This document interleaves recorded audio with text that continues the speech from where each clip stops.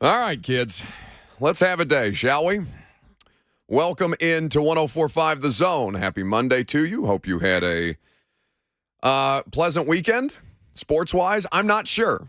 I'm not sure how you processed what it is that went down in Jacksonville. Lucas and I are back from it was actually sunny. I don't know about scenic. I don't know how you enjoyed your walk on the beach yesterday, but it looked very moment of zen. It was nice. Well, good. But it was, in fact, sunny and scenic North Florida until what went down with 2:51 remaining in the fourth quarter between the Tennessee Titans and your AFC South divisional champion, Jacksonville Jaguars? Question mark? Weird stuff. So we're going to get into it. Your phone calls, of course, are welcome. 615-737-1045. That's the number. 615-737-1045 is how you join the conversation. Here's the deal. Because Lucas was asking, we have, this thing goes out on live stream as well as a bunch of different other platforms. And Lucas was asking me what I wanted the title of today's show to be for the purposes of like YouTube and stuff like that. Inside Baseball. But what I wanted it to say today is that, yes, the Titan season is over. We're doing an autopsy today. But don't expect coaching changes, at least not at 11:30 when Mike Vrabel is going to speak to the media. And by the way, we're going to carry that live for you because, that's obviously a point of intrigue. But as we try to process a variety of different things, I've been salty all the previous week, right? Because there's people who are talking about tanking for draft picks and all these different things. We talked about it's not a majority of the fan base, but there's a contingent out there that wants that to happen, actively rooting against their own team. Now, I don't care whether you root for your team or not. Makes no difference to me. But the logic of it was kind of perplexing to me because I'm like, there's literally a game. Like, there's a game tonight. I'm in Jacksonville for this game. This game is going to be covered. It's going to be nationally televised. If you win it, you go to the playoffs. Is there really that little interest in the idea of that? And they were damn close. Damn close. 2:51. That is the time remaining in the game when Josh Dobbs is strip sacked. There is a scoop and score situation, and the Jacksonville Jaguars, who had not led at any point in that game on Saturday night, took their first lead that the Tennessee Titans were not able to overcome. 2:51 from three-time divisional champion Tennessee Titans. 2:51 from making the playoffs for 4 seasons of the 5 that Mike Vrabel has been atop of this thing. And instead, it's one of the most jaw-dropping moments of the season because it's almost like this is a team that reinvented ways to lose games. That is the worst possible scenario to take place in that moment in a game that they were very much in control of. And all of a sudden, there's the familiar issues, there's turnovers, the penalties. For the first half, I thought Josh Dobbs was cooking a little bit. He was killing it on third downs. They were able to convert. They were actually getting decent pass protection. But it only took that one play and a couple of, questionable decision-makings that I'm sure we will get into as far as the play calling is concerned. 10 deep breaths or 20 short ones, whatever it's going to take. Because I'm telling you, don't expect anything that way to go down today. But as far as, the season on the whole, and then, we're going to talk about how the hell they move forward because there's a bunch more questions than there are answers at this particular time. 7 straight losses. It's the second longest losing streak since they became the Tennessee Titans. And I think the thing about it was when you walked into that locker room at any point during the 7-game losing streak, they have not won a game since November the 17th at Green Bay. When you walked into that locker room at various points, it's just generally been kind of dead, understandably so. They're not winning, and they can't figure out why, and it slowly got worse. After the Cowboys game, changed a little bit, had a little more juice, looked like you found a little bit of a quarterback that you can work better with, and he's got some limitations, but still, He's not going to fix everything, but he's going to help you. He's going to give you a better chance to succeed. And so they go into Jacksonville, vibes pretty high. They play like they belong in that game. And they did belong in that game. By the way, Trevor Lawrence gave them plenty of opportunities. It was a game-changing fumble and a couple of different circumstances, whether you want to talk about a 54-yard return that got the Jags short field position, issues on special teams. Like, there's a variety of different reasons why they lost. Trevor Lawrence didn't have a whole lot to do with the Jags winning on Saturday. I mean, he really didn't. Like, the misses there gave that Titans defense, and by the way, the Titans defense, who did as much as humanly possible in the second half, it kind of flipped, right? The offense went away in the second half, and the defense picked it up. Offense carrying things in the first half, and the defense was getting run on a little bit. Hell, there was a point where we were looking around in the press box thinking, why the hell is Jacksonville running the ball? Like, they're having their way with them with their passing game. Why would you even run Travis Etienne? And as you kind of look at this thing, there's a variety of different ways to process it. One, there is no question that the players, that the coaches, that everybody involved with the product that's put on the field on any given Thursday, Saturday, Sunday, or Monday, busted their ass to try and pull it off. The larger issue that became evident probably about 4 or 3 games through that 7-game losing streak, they're simply not good enough to compete at this point. The injuries caught up to them with the players who were difference makers. I mean, Jeff Simmons breaking down in tears in front of us on Saturday night in the locker room, it's as jarring a thing as you'll ever witness. This is a 6'4", 300-plus pound, built like Superman, rage monster who is telling you about he's been shooting up his ankle with God knows what since week 8. I don't know what that feels like. It can't be good. And people are questioning why his limited effectiveness down the stretch. There's plenty of reasons for that.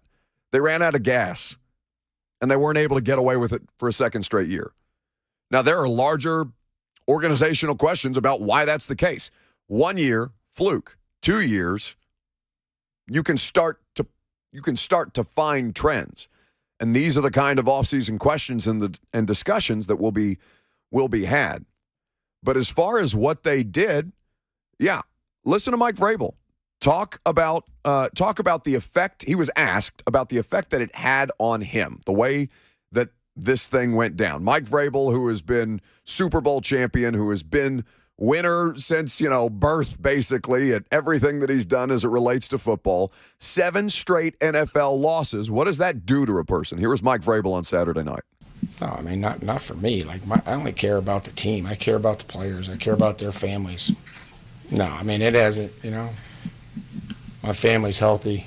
I get to see Carter. I get to go home and see Jen and the family, and it's these guys, we've been through a lot. We celebrated life. We've mourned loss of life within our, players' families, and, told them it's the first game I've played or coached in the state of Florida that my grandfather hadn't been at. So we all go through stuff. I think we've all stood by them, stood by each other, supported each other. We just got on a streak, and we couldn't get off. We couldn't make the plays when we needed to. We couldn't just be consistent enough when we needed to. That showed up again tonight. Same deal. Nothing changed. Not from the last 7 games anyway. It's the same thing. Same product, same penalty issues, same inability to get pressure at times because your best players aren't right. The ones that are left out there on the field. Same, offensive philosophy, just different guys that aren't able to run the same kind of things at this point. They're a shell of themselves at the end of this thing. And while I was looking at it, and, I obviously had a certain type of energy going into this game. Yes, the objective for them is to go win the football game. Draft picks be damned. I don't care.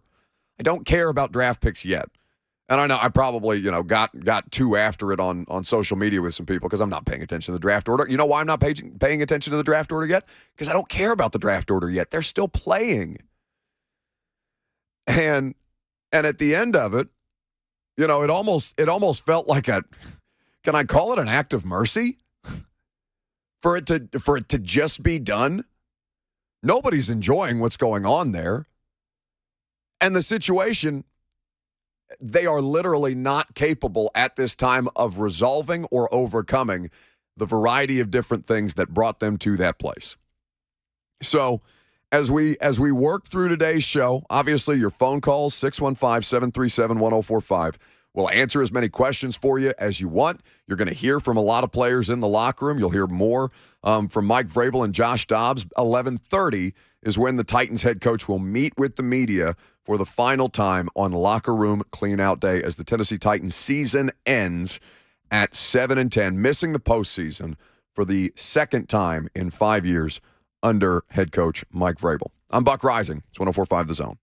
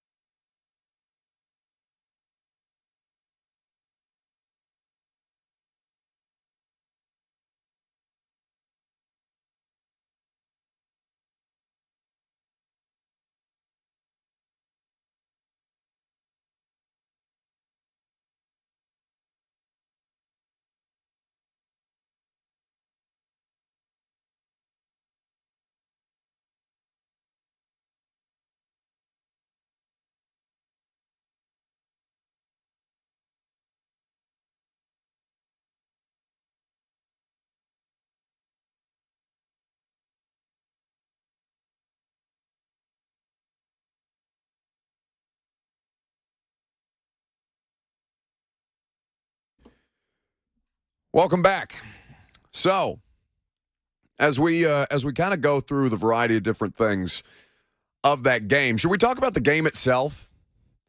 That's the kind of thing that I think gets lost in conversations like today. Black Monday flying around, coaches getting fired already, people setting literal Superbook sports odds on the next coach to be fired. And at this point, nothing expected to happen here locally as far as that's concerned, which I know, gives people a little bit of chest tightness. But I mean, you guys direct basically where this show goes. We come in prepared with topics. We have information that we have to discuss. We have, various audio that you're going to hear from us being in Jacksonville over the weekend.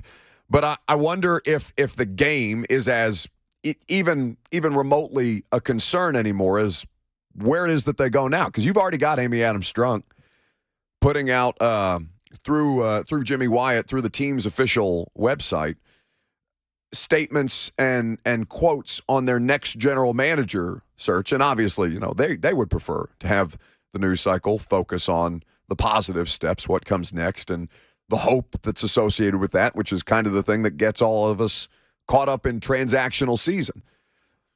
But I do think that before we get to the phone call, 615-737-1045, I do think that did you think the Dobbs fumble was actually a fumble? Because in the press box, we thought sure as hell that was a fumble. Now, our replay angle of those TVs in there and where our vantage point is, it's not great for being able to assess that. A lot of times I see things a hell of a lot more differently when I go back and watch the television copy or even after that coach's tape. But was the fumble actually a fumble? The thing that turned the tide, the thing truly that lost them that game. Now, there's a variety of different reasons they lost, but are we having a different conversation today if, one, Bill Vinovich's crew takes more time to review that? That's as quick a scoring play review as I've ever seen. I feel like I barely got to see the replay once, and then he's out there, in his broken microphone feed saying, the call is confirmed. Was that coming across on television too, or was that just for us in the stadium? No, that was awful. It was free. There was frequency issues in the stadium at TIAA Bank Field. I mean, we were dealing with stuff with Titans radio and the referee's mic. I mean, it was just frequency issues in the entire stadium. But it's funny because I saw people speaking with certainty on both sides right after that play. Like, oh, that was definitely a fumble, and oh, that is 100% an incomplete pass. So I've tried to be better about that because a lot of times I can be too quick to tweet these things without having the vantage point that we need to have. But I swear, the more that I went back and watched that, I was shocked to see that they didn't spend more time reviewing that call. And that's the kind of thing that compounds all the other issues that they're having. It's not the reason that they lost. It's not the reason that their season's over, even though it can feel like a particularly pointed moment. But the inconsistencies in officiating also cropping up during that game compounds all the other problems that you have. Because I was convinced in real time that they got it right. And then the more that I saw the replay of, angles behind Dobbs and angles to the television angle, all the different ways that this thing was viewed with the cameras that ESPN and everybody else had in TIAA Bank Stadium, which, by the way, of course there would be frequency issues in Jacksonville, of all places in the NFL.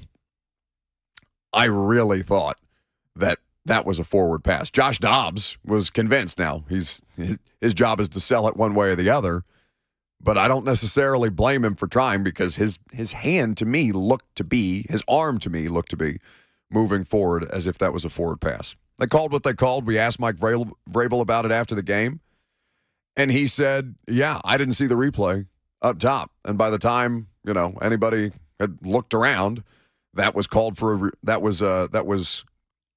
there was no review, or there was a review. The review was upheld, and the scoring play, the scoop and score by Josh Allen, not that Josh Allen, was upheld. Jacksonville gets the lead. Jacksonville hangs on to the lead.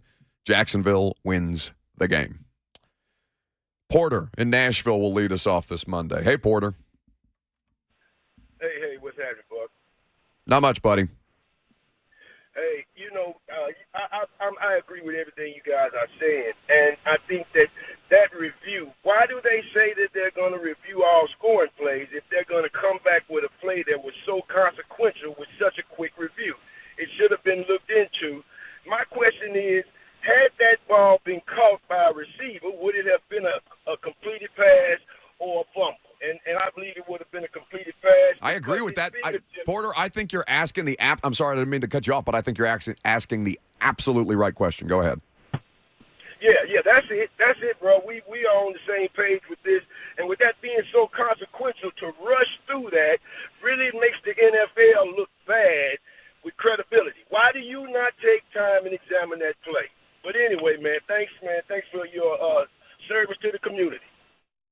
Well, I would say that you're welcome, Porter, but I don't know necessarily that what it is that I provide is a service to the community. Although I do love you guys, and I love that you hang out with us as often as you do. So if we can keep you entertained throughout the course of the day, we're happy to do that.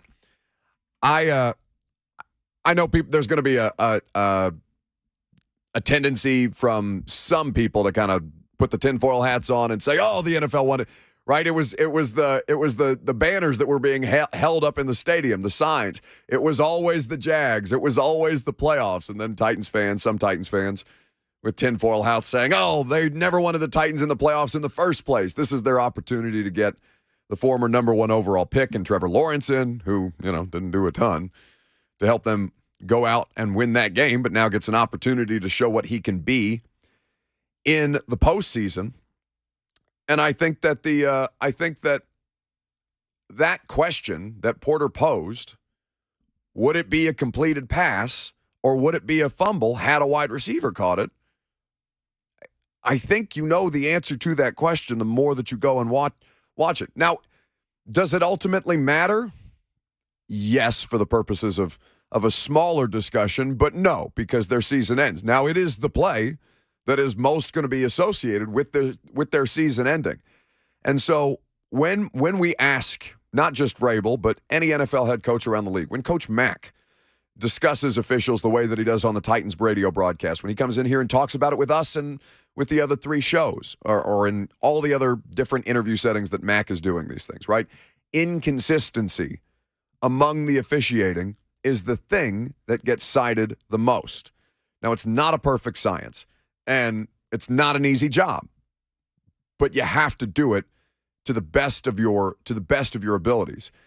And compounded with a call that was questionable and such a short time frame with the review, you only invite more questions about not just your competency, but kind of your intentions. The way that it wore on guys this year, though. Lucas, you saw the Jeff Simmons audio. Do you think it translates well, or video? Do you think it translates well as an audio product? I think that to hear Jeff Simmons be unable to speak, Jeff, who is always a very willing quote and a very thoughtful quote, when we walked up to him after the game, and he held it together pretty well for the first couple of questions, and then somebody asked him about what he is physically feeling right now. And he breaks down with a response of, "I've been shooting up my ankle," the ankle that he injured against the Chiefs, I believe. "I've been shooting up my ankle since week 8, and goes on to discuss it in these terms. This was Jeff in the locker room on Saturday night.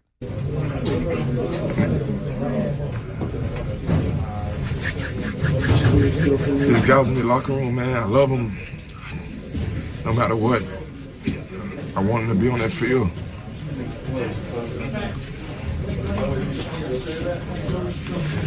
I don't know what, I figured out this whole season what I could do, get better, but like I said, these guys meant so much to me, man. I just wanted to be on the field, hurting.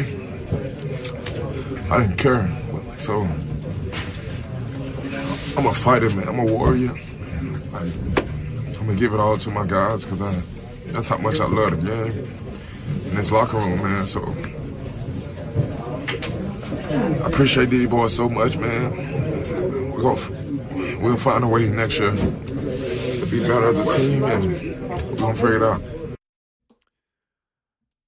So you can't see him rubbing together his hands while he's trying to think of the words to say. You can't see a literal, like, not like No Sean Moreno size cheek or tear, but tears streaming down Jeff Simmons' cheeks, and for the officials to be a discussion when those are the kind of emotions and physical struggles that guys like that have. And I understand the conversation; they're compensated well. I'm not interested in having that hamster wheel debate today. Does nobody any good, other than to kind of react to what is clearly raw and human emotion that anybody can identify with. For the officials to have played a consequential part in a thing that breaks I know Jeff is young. He's like 24, I think, at this point. But to break a grown man down like that in a big spot, understanding all the different things that he and so many others have worked through this year, it's an unfortunate part of the discussion, but a one that is as critical as anything in that game that took place. And it'll be debated, I'm sure, for weeks on end after this, and it'll be discussed in competition committees, of which Mike Vrabel is on. I will remind you, and I just think the thing that bothered me the most about it, it's not that I thought it was an incomplete pass. It's the idea that the review was all but non-existent, and that the head coach is looking around waiting for a replay on the Jumbotron and not necessarily getting one. So as far as the rest of this goes, the kind of questions that Mike Vrabel is going to be asked today, they're going to be asked about coaching staff changes, of which, don't get your hopes up. I would be shocked, even if they do end up making and we'll make it specific to the offensive coordinator, even if they do end up making an OC change, Mike Vrabel's they're not gonna put that out publicly before Mike gets on the podium and has to field questions about it. Like that would just be bad PR strategy. What's up, Lucas? Speaking of Big Jeff, he just said in the locker room he would like to spend the rest of his career with the Tennessee Titans. As we start to pivot to off-season contract discussions. Well, also Dean Pease is retiring again. Oh. Wait, that's the third time? Is it the third? I guess he retired from Baltimore, came here, retired from Tennessee, went to Atlanta, and now. Okay. Well, it's Dean at this point is not crying wolf. I'm sure he does feel like he needs to retire at the end of each of these seasons for the lives that these dudes lead. But all right, let's keep it specific to Jeff. Coaching changes, don't expect any discussion today. Contract discussions, somebody's going to have to answer that question at some point. Jeff is obviously being asked because Titans media is in the locker room right now and clean-out day is underway. Jeff is going to be the subject of some discussion, given that article from, I believe, Dan Pompei of The Athletic, which cited quotes about them kind of, under John Robinson. What would you say? The basically kind of jockeying back and forth with Jeff and his representation about the idea of a contract extension. And we all understand that it's a layup, but so was A.J. Brown, and A.J. is now, yesterday, did you see that? Setting the Eagles' single-season receiving yards record. And by the way, being healthy doing it, yikes. We're going to talk about that more later in the summer, I'm sure, and as we get into spring. But Jeff and what it is that he means to this team, how much he cares for this team, how much he, clearly his leadership is something that Mike Vrabel cites regularly. When you read the Amy Adams Strunk general manager search piece that Jimmy Wyatt wrote this morning, and she mentions the idea of collaboration several times, I would imagine that the football coach would like to collaborate more with players like A.J. Brown and Jeffrey Simmons, as opposed to the general manager who, in one case, botched the A.J. Brown situation, and the other was publicly perceived as being, starting to seem like it could go down the same road with Jeff Simmons. That's going to be a fascinating story. We'll have plenty of time to talk about Jeff and contracts and all the other contract decisions that need to be made. Jeff in Nashville is next. Hey, Jeff. Hey, Buck. Hey, Lucas. Great show. I love this. One of the things that was going around yesterday as me and my friends are watching the game is why is there such what seems to be this huge ability gap between the first team and the second team, these starters. You watch the preseason and there's these photo finish, it seems like, decisions that are made on who gets to start and who doesn't. And then during the regular season, the backup comes in, and it seems like they're clueless. At what position? I mean, are you saying generally? In general. Yeah. I mean, they're not playing twos in some spots. They're playing like fours. Yeah, fours and fives. like guys that didn't have a team at the start of the season. Josh Dobbs is the third quarterback that they've started this year, right? Like we're not talking that, and that circles back to a training camp, or a training staff, strength and conditioning, recovery resources discussion as to how far down the depth chart they continue to get. Where I tweeted out a clip of Josh Dobbs talking about a message that Chris Conley, the wide receiver, had given him. And the amount of responses that I got to the effect of Chris Conley is here in the first place, which, yes, he's been here since Kansas City, or since Houston, the first time around, rather. And two, he's still here? Yes, Chris Conley is the person who's giving words of wisdom to Josh Dobbs in the locker room and who you would like to not see on a field of play.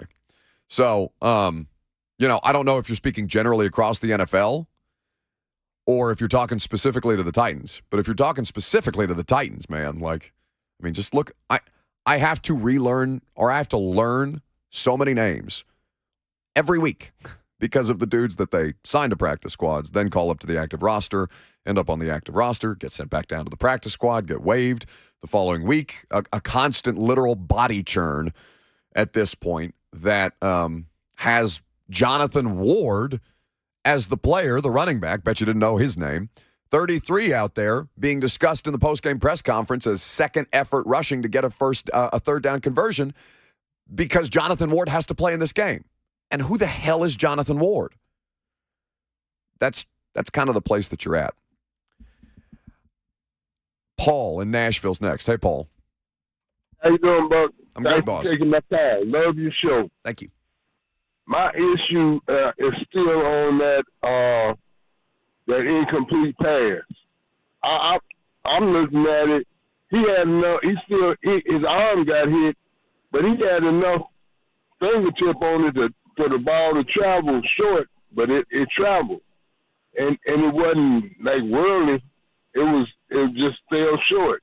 Now, just to clarify, Paul, you said the incomplete pass, but you're talking about the play that was called a fumble on Josh Dobbs, yes? Yeah, I called it an incomplete pass. That's on right. Purpose. And another big play in that game is that holding call on Dennis Daly. Dede. Yeah, that's what he played like. Okay, that's all I got to say. Thanks for the call, Paul. Thanks, Buck. 615-737-1045. Dennis Daly, that's another thing. So let's use Dennis Daly as the example, right, of the drop-off in talent. Dennis Daly theoretically was call it your fourth option at tackle that ended up being your starter. Lawan obviously can't go on after the first play of the second game of the season. They had traded for Jamarco Jones, who played both tackle and guard. He ended up being a complete non-factor this season. Dylan Radins lost a starting tackle job throughout the course of training camp, was relegated to guard, finally got moved to left tackle, tore his ACL, so Dennis Daly's back out there. And on the conversation goes. Now, the false start that Daly had in a critical spot, I believe Austin Hooper was called for it, but the play itself looked like Daly jumped. Those are the kind of things that are going to continue to be brought up around this team as to things that killed you. Because Dennis Daly, not only is he not good enough, but he was one of the most detrimental players from a penalty standpoint, it seemed like, on a week-in, week-out basis.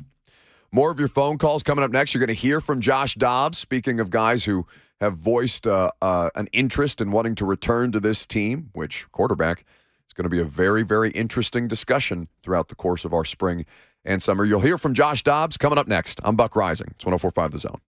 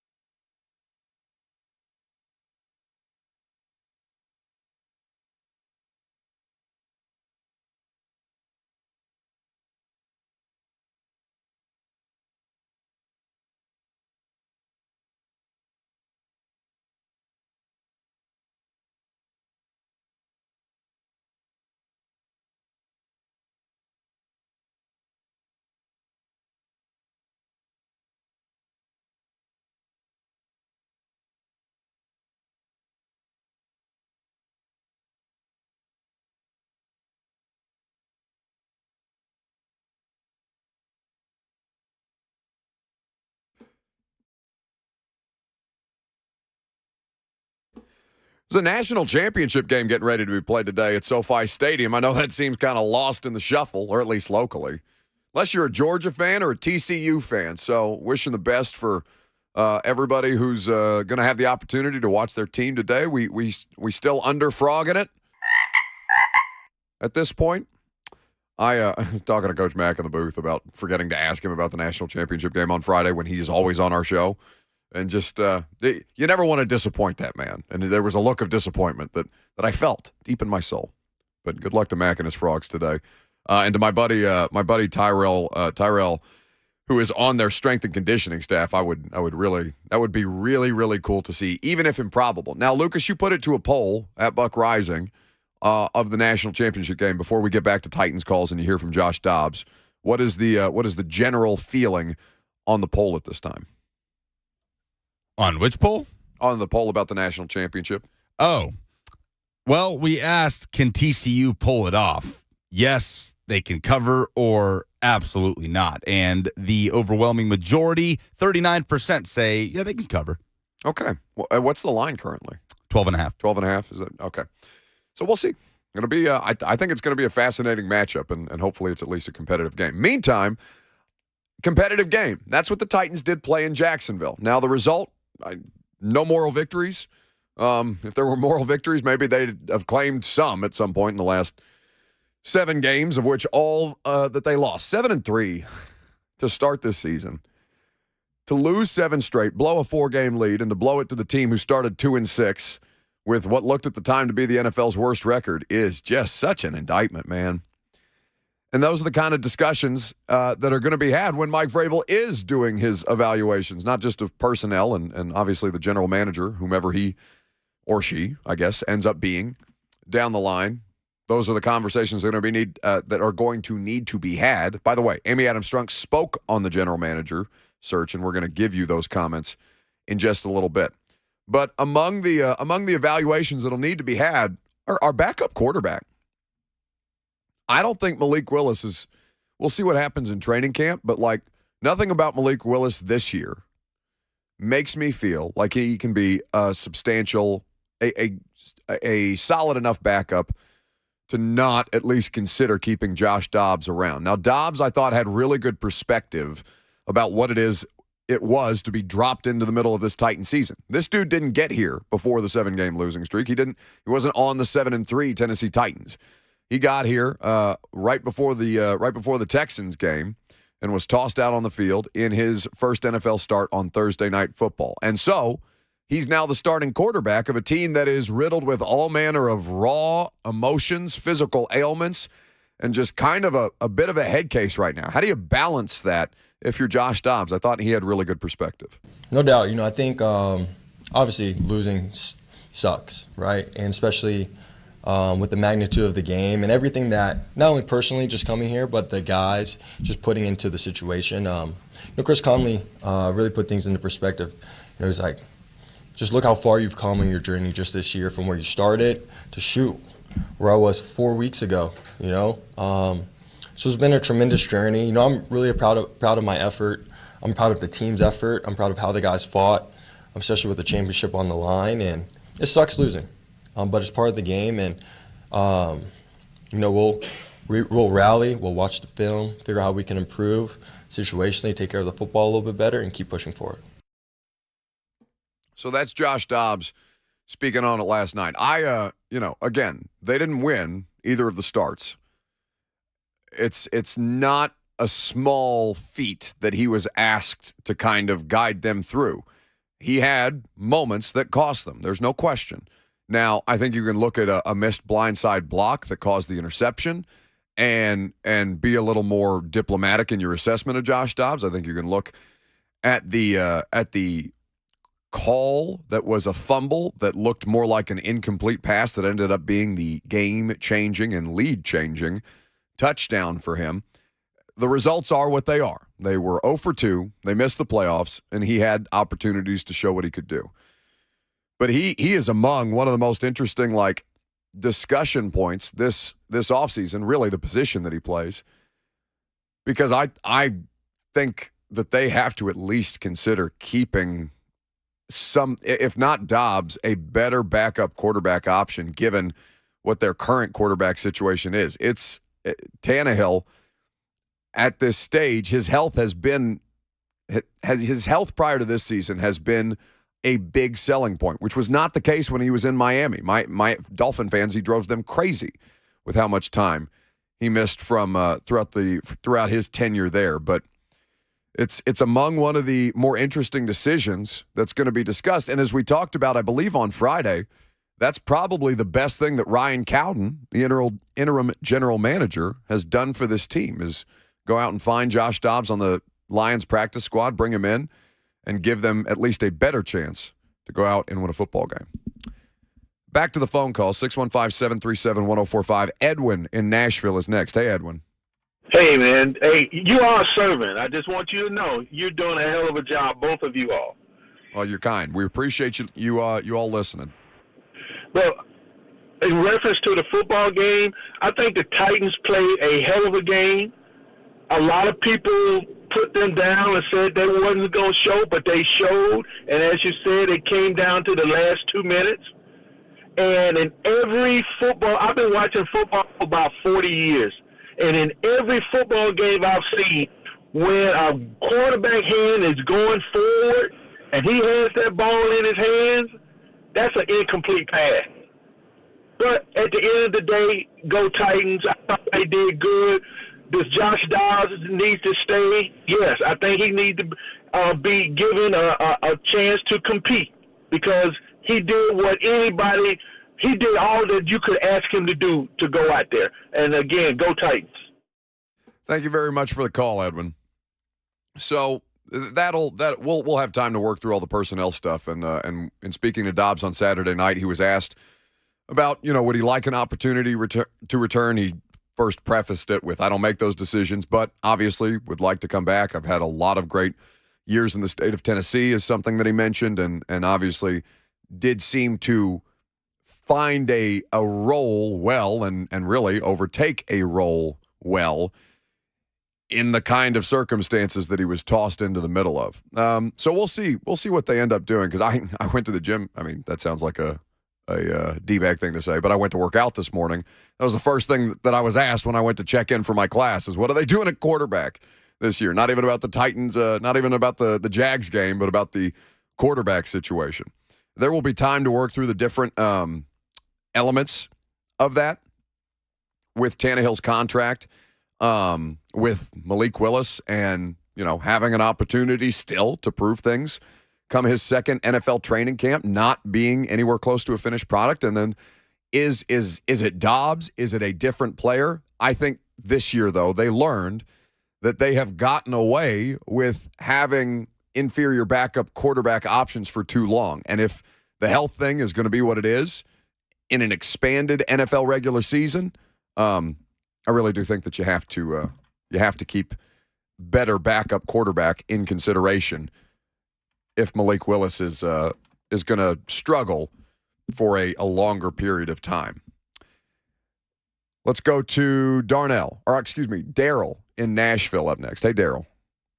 Hey, how's it going, Buck? Going well.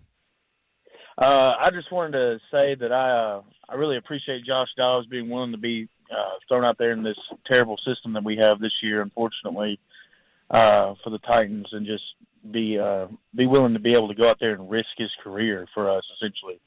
But what I really wanted to speak on is the play with Traylon Burks being essentially asked as a scripted play to lateral the ball back when there was, not even the 2-minute drill left.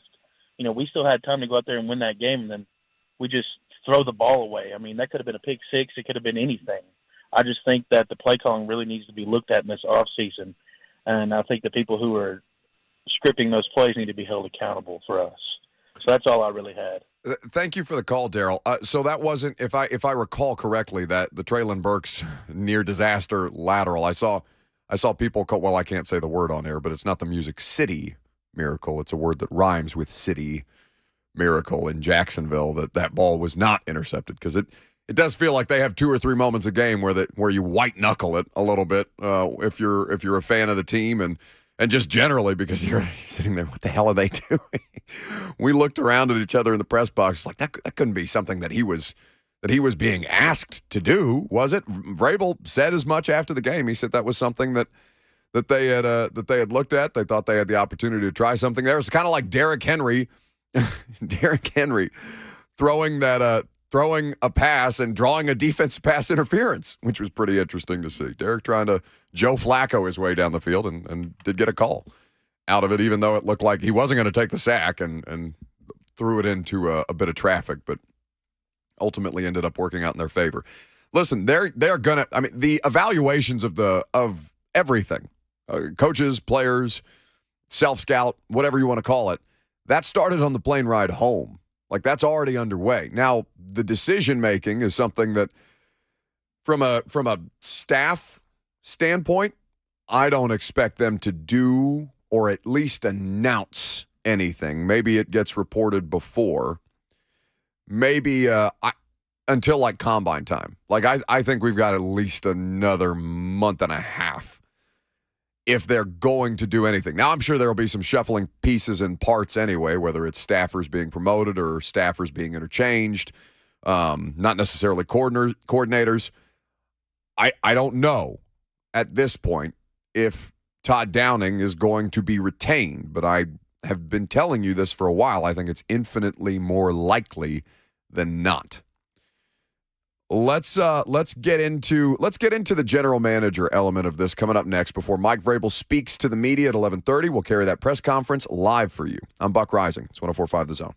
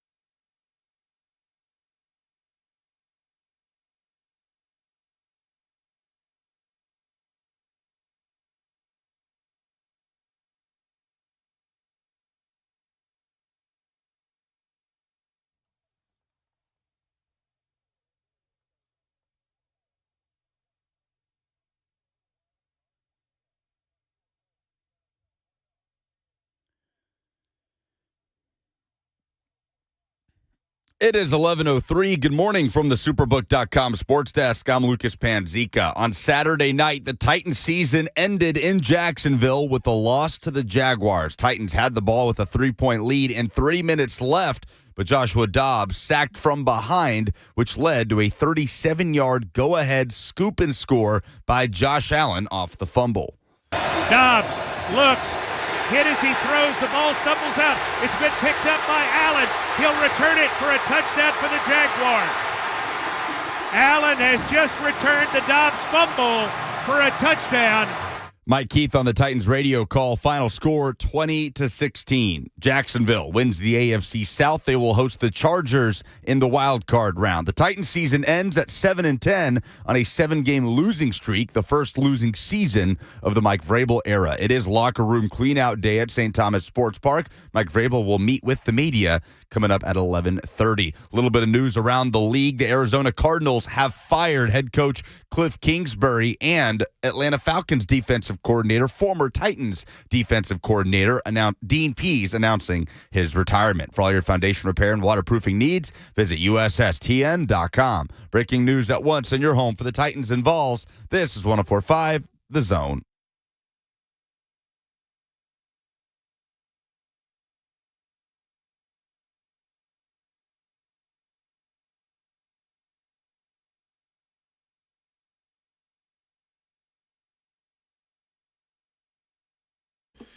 Second down on this Monday. Welcome into 104.5 The Zone. We are so happy to have you guys here. Lucas and I were with you till 1 o'clock. 615-737-1045 is how you jump in on the conversation. Mike Vrabel, as you heard Lucas mention, he's going to speak at 11:30. We'll carry that press conference live for you. You hear from the head coach about a variety of different things now that this team's season officially ends at 7-10. By the way, not lost on me yesterday that as the Pittsburgh Steelers went about dismantling the Cleveland Browns, you know who still doesn't have a losing record on their head coaching tenure after 16 years? Mike Tomlin. Mike Tomlin, kids. How about that? And they were a Joe Flacco field goal drive away from making the postseason. It's not happen. It's one of the most impressive things that I've seen in the NFL this year. Deshaun Watson was awful. Awful. So here's the thing, and we don't have to spend a ton of time on this, but I obviously had a Sunday off, which is a rarity, so I got to watch a lot more football around the league than I typically do. And there was a moment where I'm like, okay, Browns defense playing well. They forced a fumble on Najee Harris at the goal line. Deshaun Watson driving a little bit, gets the first touchdown of the game. But after that, man, just the complete implosion of that. And I will say this, I have not had a ton of time. The Titans didn't play the Browns this year, so there's been no need for me to really watch them as a purpose for preparation. But the visceral reaction that I can feel on my face every time Red Zone threw the Browns offense up on the screen just because of Deshaun, they have to be the most hated team in football this year, right? The Browns? Or the easiest to root against? Probably because of Watson. His 2 interceptions were, he got his yards and the 2 touchdowns, but the 2 interceptions were pretty horrific. So just that's a whole different conversation. But yes, I did that. I did find that interesting. It's probably not very objective of me to say that as an NFL reporter that I would actively like to see the Browns with Deshaun Watson lose at every turn, but I do have that feeling every time that I see them on my screen.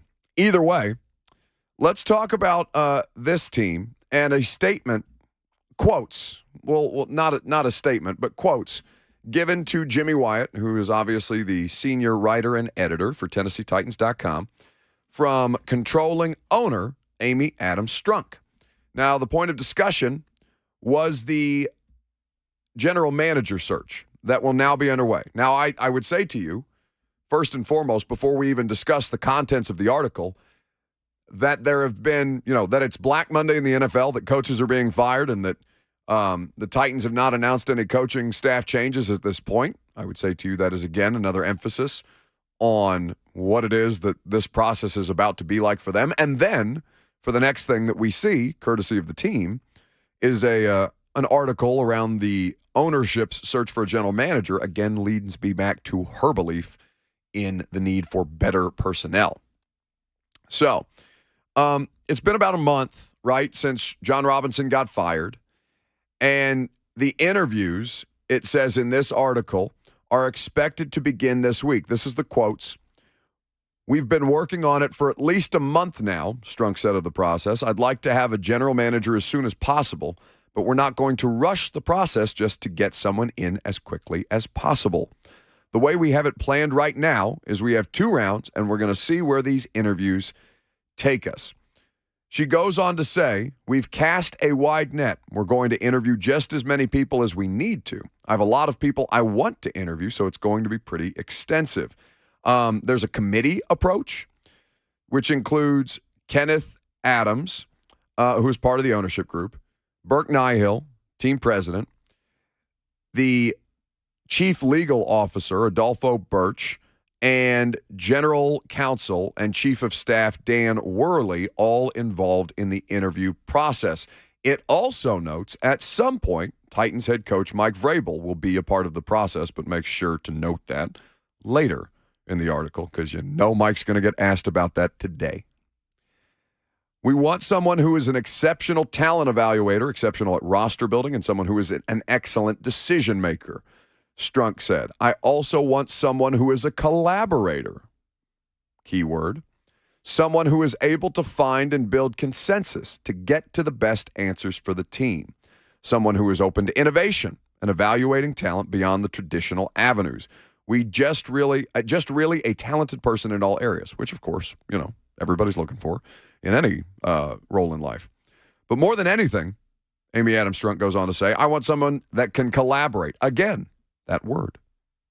That is super important to me, being able to find this person who can collaborate, drink, so we're all working together, rowing the same direction. That's 3 at last collaboration count. The general manager and the head coach are going to report to me, but as an organization, we expect a culture of working together. Does that count as an allusion to elaboration? I think collaboration, drink, amongst all of us is going to be important to take that next step in the goal of winning a championship. The 2 of them are going to report to me, but the 2 of them are going to be working together to get us the best team we can possibly have. Collaboration, and how about a little more collaboration? Work together, kids. Play nice. I'm going to come in there and knock your heads together. I'll turn this thing around, so help me God. A couple of names being floated out there by Ian Rappaport about the vacant GM position in Tennessee. He says the Titans are expected to conduct a wide-ranging search and have requested permission to speak with Adam Peters and Rand Carthen of the 49ers. Those are both names that you'll hear a great deal. And as a part of the in-house candidates are Ryan Cowden and Monty Ossenfort. Cowden, we've talked about, he is the interim. And Monty has been here, I believe this is 2 seasons, on the job coming over from New England. So collaboration. Can you collaborate? Will you collaborate? Are you going to collaborate? Am I going to have to make you collaborate? It's basically how I read that article. Now, there's one thing about this that I think is important to note. And it goes back to Amy Adams Strunk's statement on firing John Robinson when she did, about a month ago to be exact. We're going to read you a portion of that I think you really need to pay attention to, because it goes beyond what the general manager search is going to be and has direct impact on what it is that the Titans' biggest, I think, personnel problem has turned out to be. We'll give you that. Mike Vrabel will speak at 11:30. That's all coming up next, as well as your phone calls. I'm Buck Rising, 104.5 The Zone.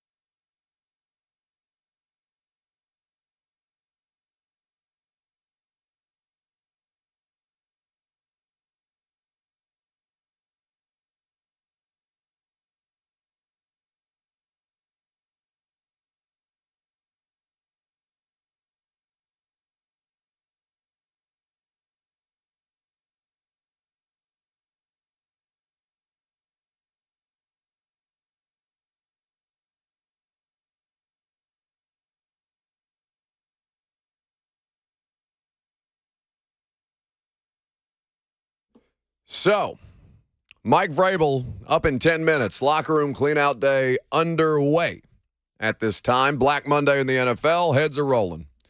Did you see Lovie Smith got fired late last night? I did.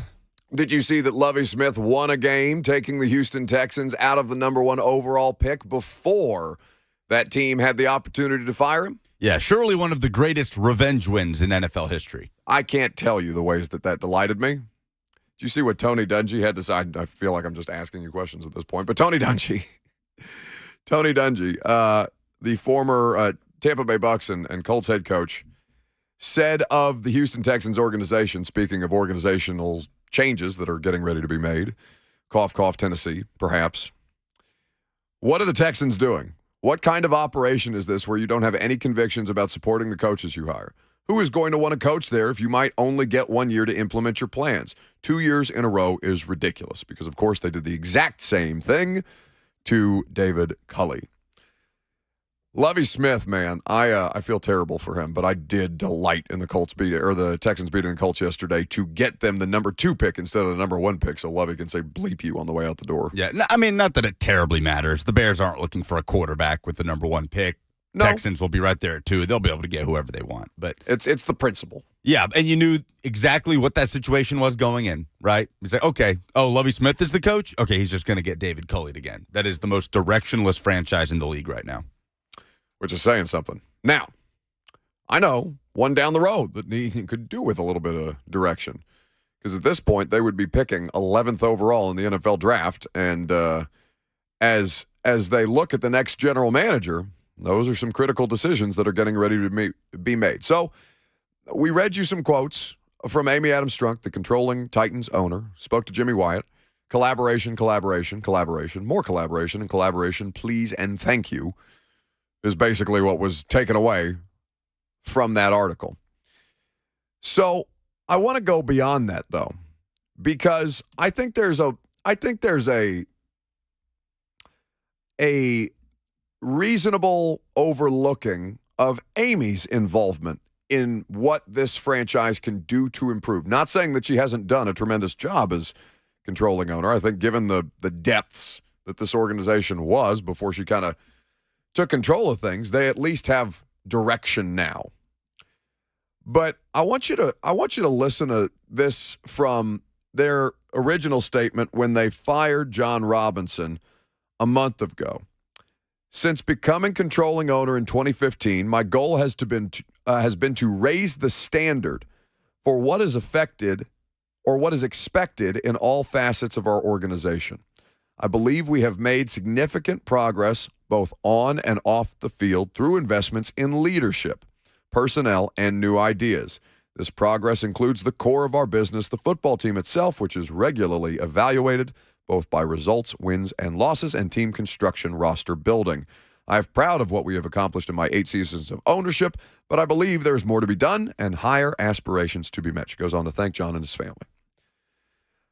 But that first sentence, been thinking about this for a while, and it's definitely an off-season project that I'm going to be spending more time on as we talk about the different ways that this organization needs better direction and, frankly, improvement. If your goal is to raise the standard for what is expected in all facets of your organization as ownership, and the consensus around, well, let me not say consensus. In talking to people who have been in other places in the NFL, the Titans have a substandard recovery situation. We have talked about strength and conditioning, and the only context that we have is asking people who have been both here and in other places. And the initial discussions that I've had is, yeah, there's a lot better help with other teams. If you are going to elevate the standard of your organization, there needs to be a commitment, both philosophically and financially, of which, they have done more financial committing to this than their predecessors have, or at least the previous iteration of the Adams family. then there needs to be a commitment to finding out exactly what is going wrong with the fact that this team can't keep players healthy. The roster.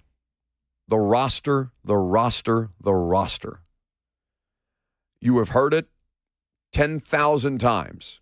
It is the reason, primarily, why John Robinson no longer holds his position with this organization.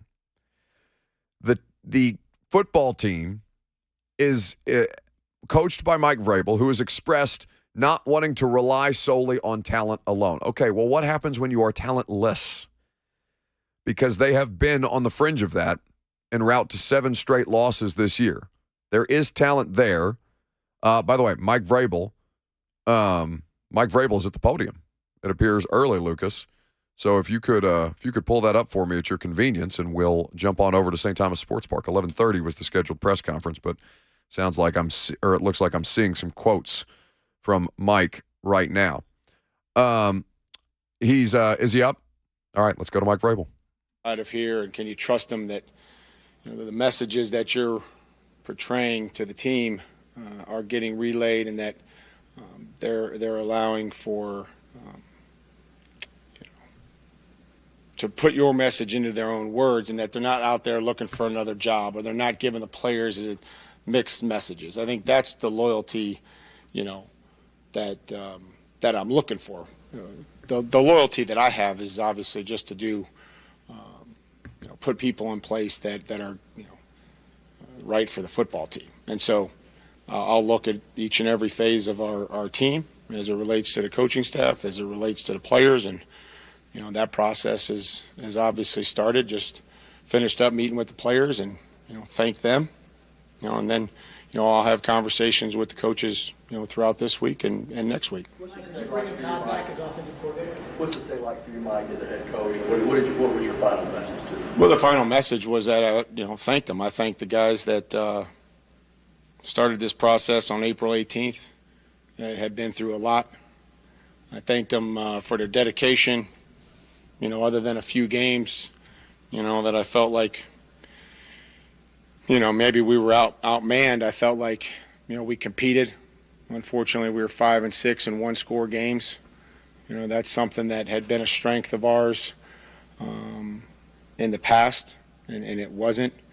I asked them to stay in communication with. I don't want this to be a seasonal type of deal. I don't want it to be transactional. Try to build a connection with them, try to make relationships with them. You care about their family, you care about their children and things that they're doing. So I've asked them to communicate and stay in communication. I'd hope that they had learned some lessons along the way outside of football, and told them to thank everybody here that helped them do their job this year.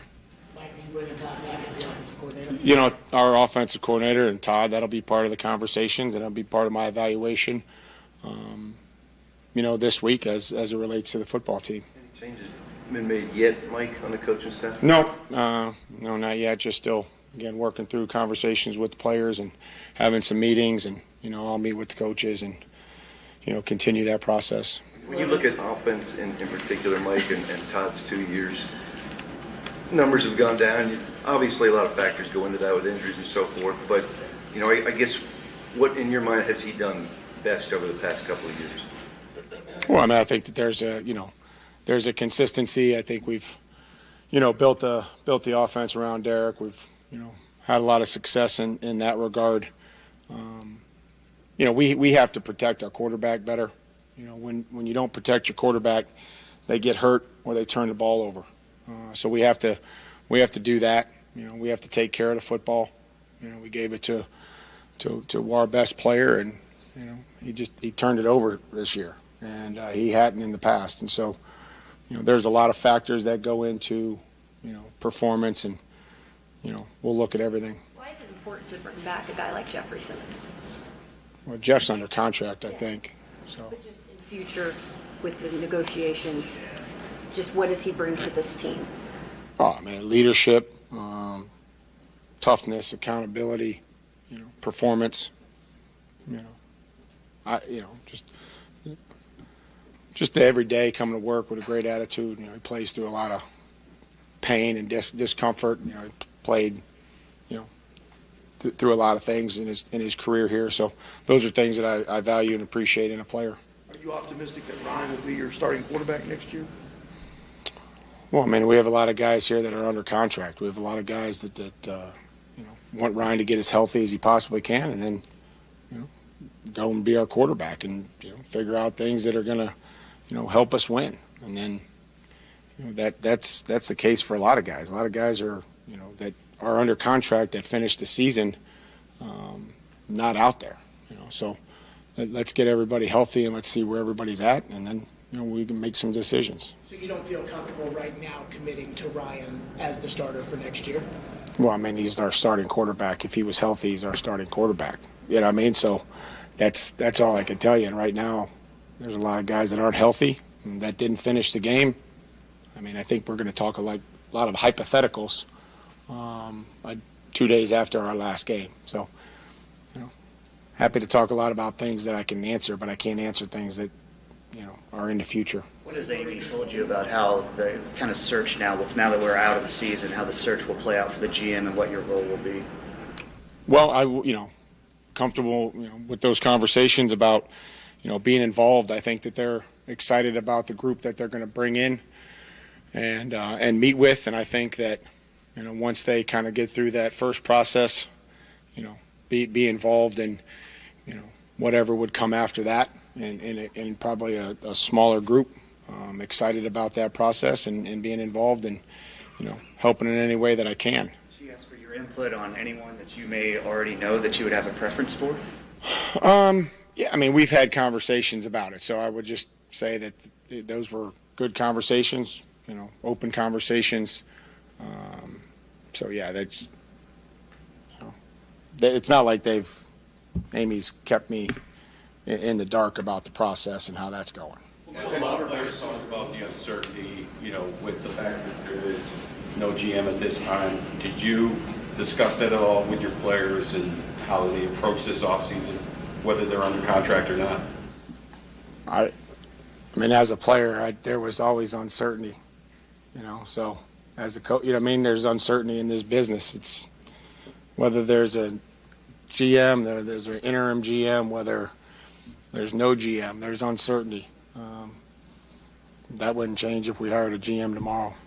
With all the injuries the last couple of years, we just chalk this up to bad luck, or is there anything you can do? Well, we have to address it. We have to at least look at it, and we are, and we have, and we do it every single day. That I meet with Todd, that we meet with Frank, that we're trying to figure out what these injuries are, Gentry, and I know that everybody, has got the answers. I don't know if I have the answers on, the 90% of the injuries occurred in the game, right? Of an ACL or an MCL or a high ankle sprain. I mean, those are hard, We look at soft tissue injuries. We look at those soft tissue injuries of, repeat offenders. It doesn't take too hard to look and see that, Christian Fulton and David Long are, they repeat offenders of soft tissue injuries. They have to figure out a way to train and act like, the game is played at a high speed. Kevin Byard hadn't pulled a hamstring since we've been here. And there's a durability factor to playing professional football that we should not overlook. Like, that's real. There's guys that are durable and there's guys that aren't. And we're going to try, you're going to keep asking me about these questions or these injuries, and I'm going to try to do my best to answer them. How we practice, how we practice in preseason, and that the data that we're getting about the regeneration days. Now, do you want to be a blister or you want to be a callus? And, do you want to keep working through every day and you get your volume up so that you can withstand the volume and the rigors of the season? And that would be callus. Or do you want to be a blister and you want to, feel some discomfort, pull back, wait till you feel good, and then come back and do it for a couple days, and then you're going to, keep feeling that way. So those are the two thoughts. We've tried to get them to maximum speed, 90%. We've talked about that throughout the week so that it's not Sunday to Sunday proposition that all of a sudden, they've got to go and sprint and get up to 90, 95%. and they haven't been there since the previous week. And there is a level of luck that I think there's a level, it's cyclical. I mean, we've had 2, awful years as it relates to injuries. Prior to that, I think it was at a level where you could, say that it was in the range of normal. So. Can you just describe, how different is that thought process from, when you first got here and the way you guys are doing things? It's not. I mean, maybe the training camp, I think other than the training camp, we've added the regen days. We've added some of that time off. If anything, we've added that into the schedule of training camp. Just trying to look at, the length of it, when you're not playing games and, there's some days where you have to look, and some guys that aren't playing in games, you're with the day off, the day before, you're trying to manufacture work for them. So we're always trying to be creative and make sure that everybody has a plan to stay as healthy as possible, and then obviously the return to play. I love what we do with our training staff, our rehab staff, the strength and conditioning that has knowledge within the football. Brian Bell puts a lot of time in with the coaches so that he knows what drills to do as these guys are returning to play, and then ultimately trying to get them back onto the field. Has there been enough emphasis, Mike, on durability in the acquisition process?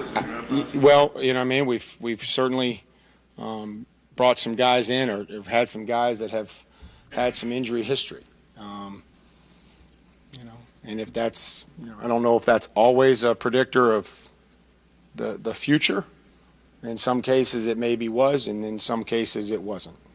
As you turn the page to free agency and draft, that evaluation process, with this new GM coming, how much involvement would you like to have in bringing guys in that match what you want to do? Well, I think that's the whole idea. I'm comfortable that, throughout this process of, communication and finding the right person, the collaboration obviously is critical. I feel like we've, put some time in here over the course of 5 years. It hasn't been perfect, but we certainly have an idea of the type of people. And I think you start with the person. You start with the person, and then you make sure that, the talent and the skill set fits. But I think it's about people and who they are, the type of leaders they are, the type of teammates they are. I think you start there because you learned anything. You learned that this is a tough gig. It's a long gig. And the front runners may be good when things are going well, but when you have some hiccups and you have some, adversity, you really need some dudes that, are going to stick there and kind of do it each and every day. Would you like that collaboration to remain as it was with the previous GM, or are you looking for that to increase? Well, I'm just looking to try to bring in the best people and the best players that we possibly can. How collaborative was it? Again, just going forward, just trying to find the best GM right now. That's the next step. Trying to,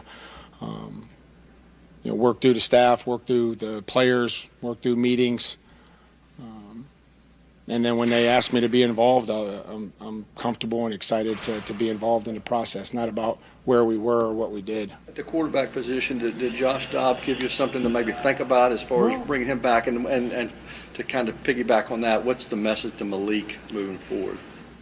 Well, I think I'll start with the message to Malik moving forward. I mean, the message is continue to improve, continue to develop, continue to, work on those things that we've continued to discuss, whether it be with, being able to progress through, being able to recognize, rotation, coverages, just overall knowledge of what he's doing each and every day, which is what he did on the show team most of the year. Come back with a great attitude, with knowledge of what we're doing offensively, being in shape. And that's, I told all the young guys, that this isn't a 6-month job.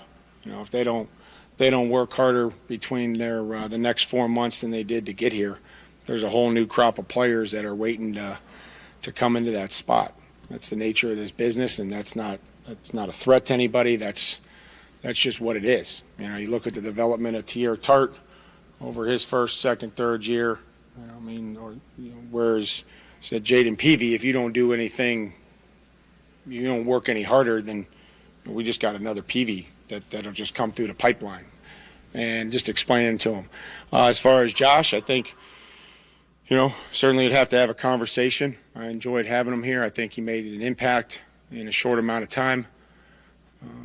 We'll have those conversations and, see where we end up. The one thing about this team is there was never any finger pointing, it seemed like, from the guys in the locker room. That's hard to do when you go on a 7-game skid. How was that able, I guess, to be able to keep that culture together? Yeah, I mean, I think that's what you've talked about. Well, I've tried to talk about is it's not when you're winning, the culture. The culture is about, maybe when things aren't going so well. And guys continue to prepare, continue to show up, get on a plane, go to Jacksonville with every intent to win that football game. And, for most of that game, I thought we did everything that we could.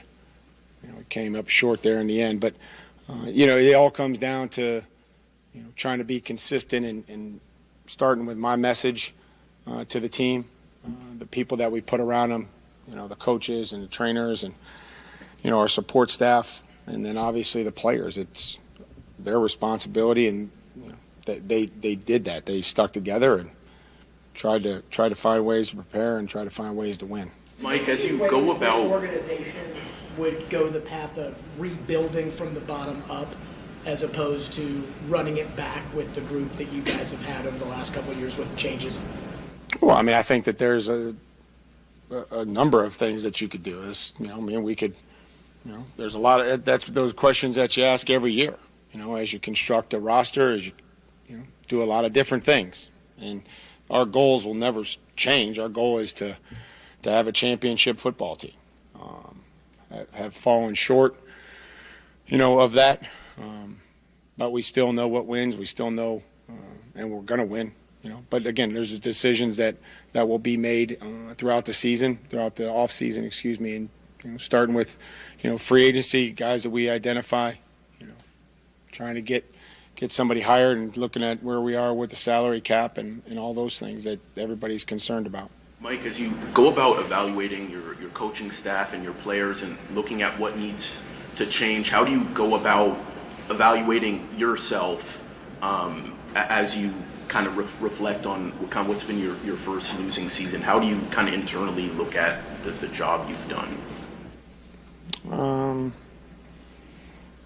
I think when you work, the ability to play with 23 guys on a practice squad or from the street out of 48, you look at how competitive you are. Didn't do a good enough job. We lost too many games. I think that those things will come. I think that self-reflection. Nobody would evaluate that they did a good enough job because we didn't win. How I try to lead and the connection that I make with the players, and ultimately you're only defined by one thing, and that's whether you win or not. So, short answer is that it wasn't good enough. Very Henry-centric on offense during your time, Mike, and a lot of success. Going forward, do you still envision that being kind of the main theme, or do you see it veering off at all in the future? We'll have to see where things go in the off season and see where we think is best for the football team and the identity of the football team and where everybody is and what those plans are. So I can't really answer things that are a few months away and the direction, but confident that we're going to be aligned. That the organization starts with alignment from Amy, to with myself, the general manager, the coaching staff, the players. That's what's important in the off season, is making sure that those things are in place. Assessing the offensive line, is it more a matter of trying to just revamp and get more players in that maybe are healthier and be better there, or is it a situation where maybe you have to kind of tweak the scheme and how you're going about things? You got to protect your quarterback in the National Football League. When you don't, what happens? Well, they get hurt and they turn the ball over. So we need to find guys that can protect the quarterback, just because that's what happens. He showed up, throughout the season and, kept some guys in and chip and all this other stuff. And, we'll just have to, keep searching for them and keep finding them and keep working with them. How much does your ranking in pass defense have to do with the fact that teams just stopped trying to run the ball against you, and how much of it is that there you was weren't some good volume enough? there. Yeah, I think that, can't be first and run and last and pass. I mean, it goes hand in hand. We got to find, ways to rush the quarterback and impact the quarterback. That's the best coverage, is being able to rush them. And then that'll be conversations that I'll have, with Shane, the coaching staff, but it starts there, and then it starts to, materialize into, the coverage and zone and man, but that's something that we have to, we certainly have to improve on. Mike, when you're assessing the coaching staff here, how much of it is based on practice, teaching, development, and how much of it is game execution? Yeah, I think that there's, you got to teach, you got to develop, and you have to inspire the player. And I think, the play callers, have to be, efficient and be in rhythm and understand what we're trying to do as a team. That we want, to execute the game plan and what I feel like is the best way to win that particular game. You brought up the pass rush. Why do you think the production did end up dropping the second half of the season? I mean, we talked about, Danico's, the time that he was out, So Harold wasn't out there for the whole year. There was some production there. That's the easiest way to cover, is to speed up the quarterback's clock, and did some of that, at times, but just not consistent enough on, first Jacksonville game or some of those games. You mentioned Harold. I mean, we hadn't seen him since August. How's his recovery gone? And you expect him to be? Yeah, I mean, it's great to see him around. He looks good. He's made Nashville his home. It's great to see him. Him and Danielle and the kids, and so hopefully, he'll have be ready to go and have a full recovery and get back to playing the way he was before he got injured. Mike, you mentioned being pleased with what you saw from Dobbs. What would you like to see from Malik going into next year? What would you like to see him work on this offseason for next year? Yeah, I think I answered that question. Somebody, Jim asked me 5 minutes ago. Okay. If we're getting into redundancy, that's probably the time to let it go. We'll react to what Mike Vrabel had to say. No staff changes imminent at this time. The coaching staff has yet to be talked to, which is about what we told you when we started the show. I'm Buck Rising, 104.5 The Zone.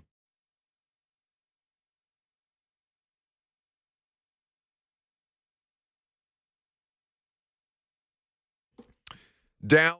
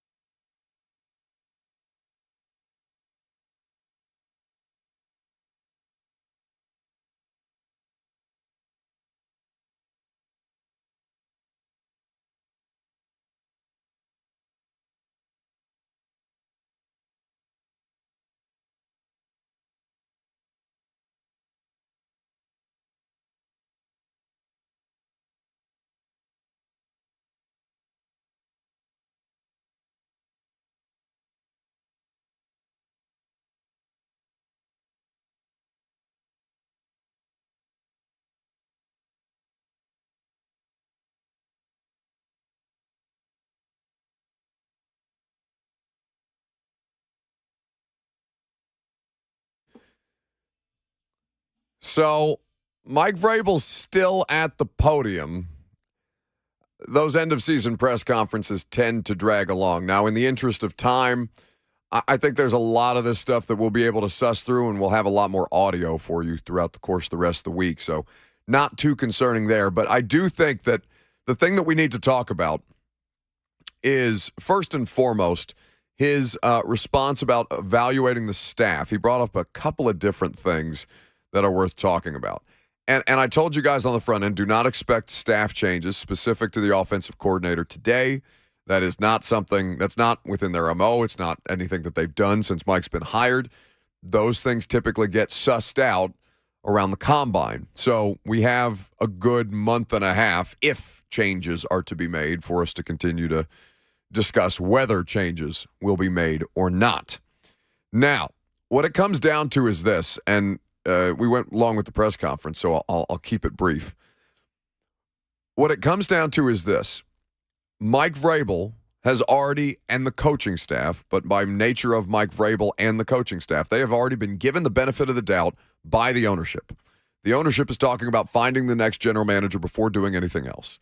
The coaching staff is not, changes are not going to be made, at least for, I would not anticipate, if any were to come, I would not anticipate them for at least a week, if not 2, I think at minimum, at this stage.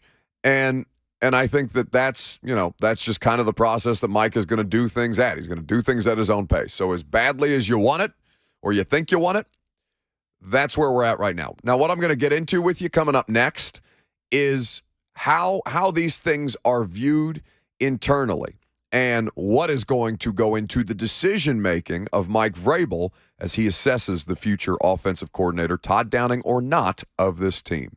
I'm Buck Rising. It's 104.5 The Zone.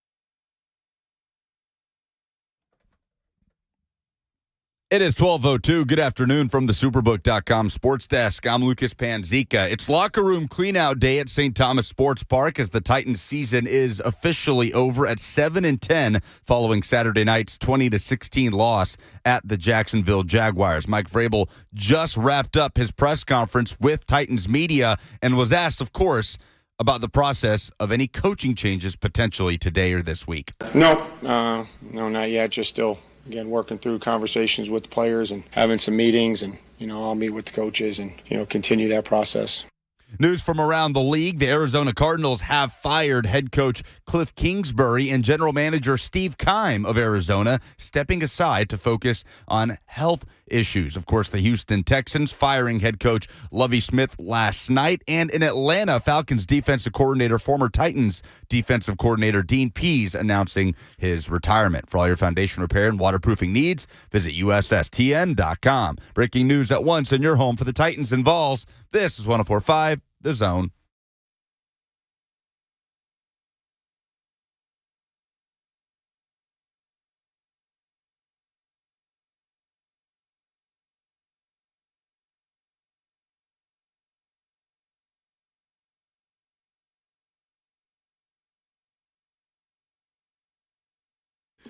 Final hour. Got here so fast. Welcome in, welcome back. If you've been spending your time with us, we are so happy to have you here, one way or the other. Robert, Lucas, myself. One more hour to go for our portion of the programming and plenty of time to get you involved. 615-737-1045 is how you do so. So, after hearing Mike Vrabel speak to assembled Titans media, locker room cleanout day now concluded. The 7-10 Titans packing it up and heading home for the offseason for the time being. A lot of different questions asked of the head coach. First and foremost, about the process to evaluate the coaching staff, the personnel, but specifically the coaching staff, I think is the thing that everybody wants to know. Now, Lucas just played this clip of Mike Vrabel discussing. Is this a longer version of the clip, Lucas, or is it the same thing? Same. Okay. I still think it's worth playing for people because there's a variety of different things that are going to go into this. And I'm going to start with trying to have the most well-rounded version of the conversation humanly possible. I believe that Todd Downing is more likely to be the Titans offensive coordinator next season than not. That is based on a variety of different discussions that I've had with people that I trust. That's based on what I know of Mike Vrabel and of the way that Todd Downing is thought of incredibly highly by that locker room in particular. Now, your personal feelings towards him, his personal transgressions in the middle of the season, how that might actually impact their business model by what that would do to a fan base that is just so far from done with this guy. I don't think that it really hasn't ever before, so why would it change now? I don't think fan reaction is going to be enough to push Mike in one direction or another. And we talked about the benefit of the doubt that the coaching staff has already been given because we know the problems with the roster at this time.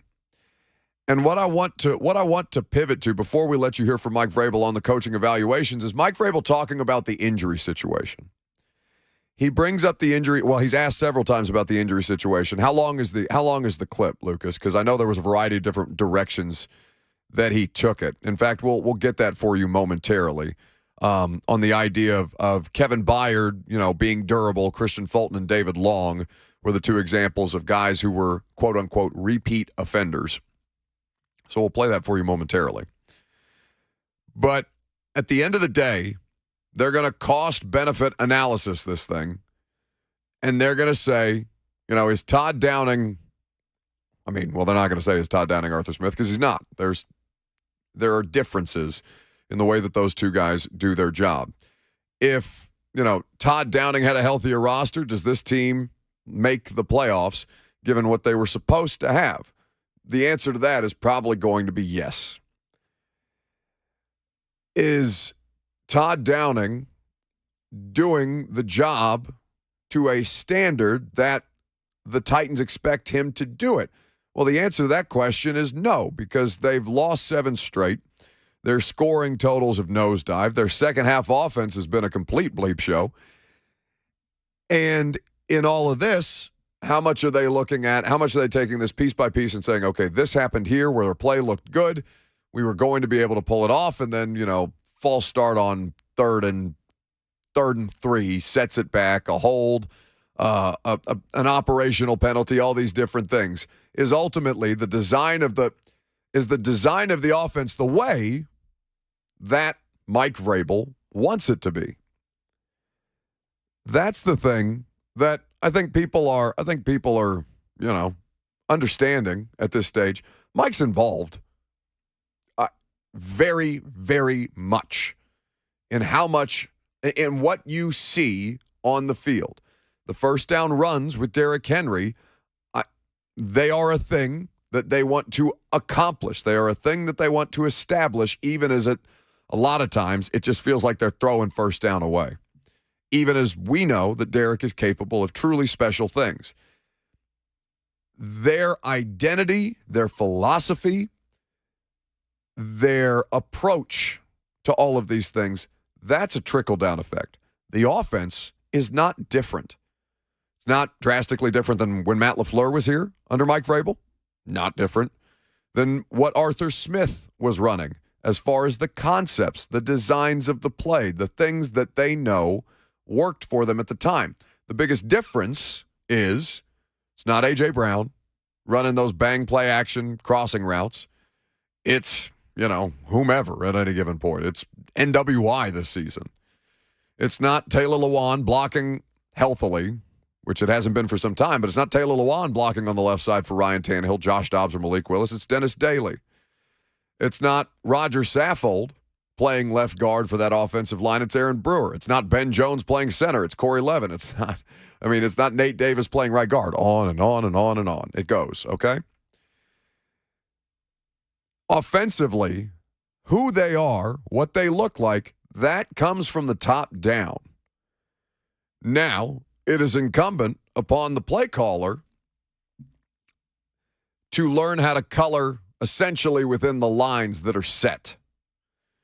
Now, you can take that to mean whatever you want it to mean, but just know that whomever your next offensive coordinator ends up being, if you in fact change offensive coordinators, which I don't think is any kind of certainty at this time, they are going to be tasked with the same responsibility. If Derrick Henry's still on the roster, Derrick Henry's still getting the football on first down. If Ryan Tannehill and Derrick Henry are still the quarterback and running back here, there's going to be a degree of similarity to what it is conceptually that they want to run. And they may change quarterbacks, they may change running backs, and it still look fundamentally the same because Mike Vrabel believes that he knows and has been proven far more right than not what wins football games. The difference is the last 2 years, the roster went to bleep. So while everybody is, grasping at straws and looking for ways to cope and trying to toss out names, if anybody else, by the way, says to me, Cliff Kingsbury for offensive coordinator, just stop. What are you doing? Stop it. Stop it right now. Just let him go to Alabama. That's what's going to happen. Just why is it the first name that you see on your Twitter timeline that you absolutely must have for offensive coordinator? The fact that there are still people out here jockeying for Nathaniel Hackett, who is among 5 NFL head coaches since the damn merger in the 70s, to be fired within their first year. What the bleep are you talking about? Okay? And understand that if it's Hackett, if it's Kingsbury, if it's Downing, if it's whomever, that the head coach has a certain style of play that he wants acquiesced is the wrong word, but that he wants met. So for all the different conversations and evaluations that are being had, start there first before you work your way down to whomever it is that you want hired or fired. Because that's the thing I think people have been more aware of as of late, but there really is a tendency to take that first and foremost fact for granted. Jonathan Hernandez writes in the Zone TV chat, Buck, I don't like what you're saying. You're next on the list. It's like a list of enemies. It's like the Billy Madison list with Steve Buscemi and the lipstick. Those are the kind of things that, but listen, I get it. And I have no idea what Mike may go through the next week or so and say Todd Downing didn't do a good enough job. Within the circumstances that he had set out in front of him, maybe it's an internal promotion the way that the last couple have. Maybe it's an external hire. Maybe nothing happens at all and they just hope that the roster's healthier. All things are on the table right now, but just understand what it is exactly this process is going to look like. 615-737-1045. Darrington. Oh, the first Darrington call of the new year. Is that possible? Hey, buddy. Hey, buddy. Just listen. I know I do a lot of but one, how's your buddy Lawan? Is he okay bussing while he's collecting his checks, robbing Tennessee like a lot of players? And do you think it's possible that they go ahead and cut Bud Dupree? He's been injured more than he's played. I think Rashad Weaver has shown that he can handle his own. Maybe pairing him with Aaron Landry, making sure you sign Danico Autry is a better idea. Once again, I hate to tell Titans fans I told you so, but I told you so. And here's the thing. Don't fire Downing. How about Downing was like, what am I supposed to do with you say a healthy roster, right? That's what I keep saying you say. Well, what about a good roster? Because the roster wasn't good in the first place. How about that? So let's focus more on making a good roster, maybe cutting weight when we can with some players that could go. And can maybe we renegotiate something in Derrick Henry contract about the fumbles? He's had a fumble in almost the last 5 games in this losing streak. Recovered or not is starting to be an issue. So, I mean, hey, I'm just saying, just trim fat where possible, find us a GM, work from there. You fired Downing to what? Bring in somebody else who's going to have to listen to Vrabel. A lot of offensive coordinators, they're looking to have full power. So I'd say keep them and then just move from there. That's just your take, Buck. Oh, the quarterback coach from San Francisco, if you want to go do something. But, I'll listen. Bye, buddy. That's Darrington with us on 104.5 The Zone. So let's work through some of this. There's a lot more phone calls to take. I'm sure what I've said is going to bother quite a bit of you, but just trying to prepare you for what the conversations are going to look like throughout the course of the next couple of weeks. I'm Buck Rising. It's 104.5 The Zone.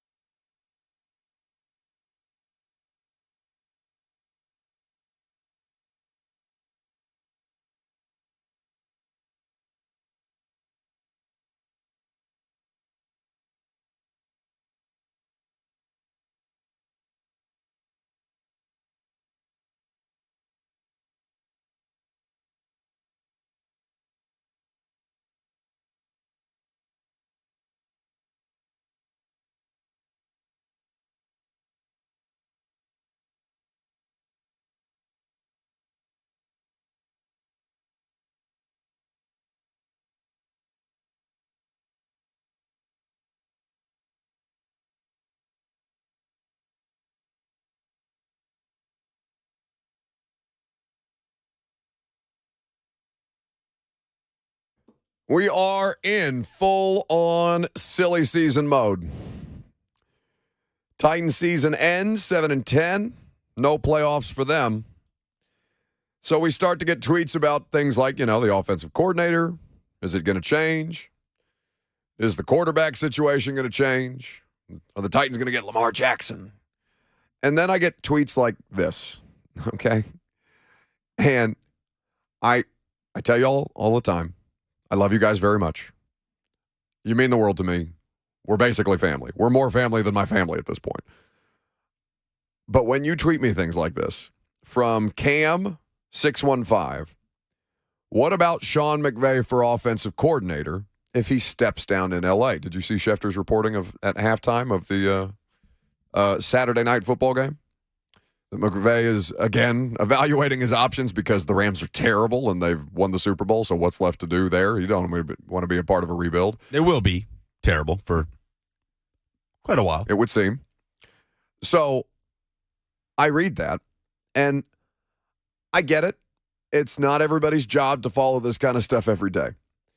But you mean to tell me that you are legitimately asking, and I may be being trolled, I hope to God so, but you mean to tell me that the Super Bowl champion head coach, who is currently doing his own Campbell's Chunky Soup nationally televised campaign, is going to leave Los Angeles to become Mike Vrabel's lackey?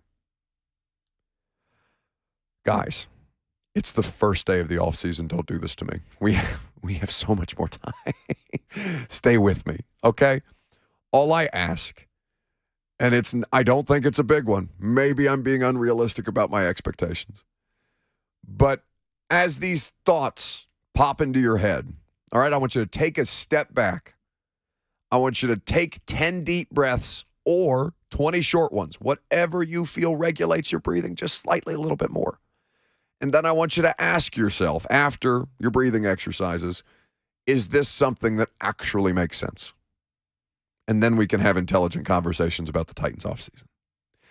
Mike Vrabel, an offseason question or a question that was asked of what they will evaluate in the offseason was about the injury situation. 1 year's bad luck, or 1 year's, terrible grammar, 1 year, bad luck, 2 years, where are the trends?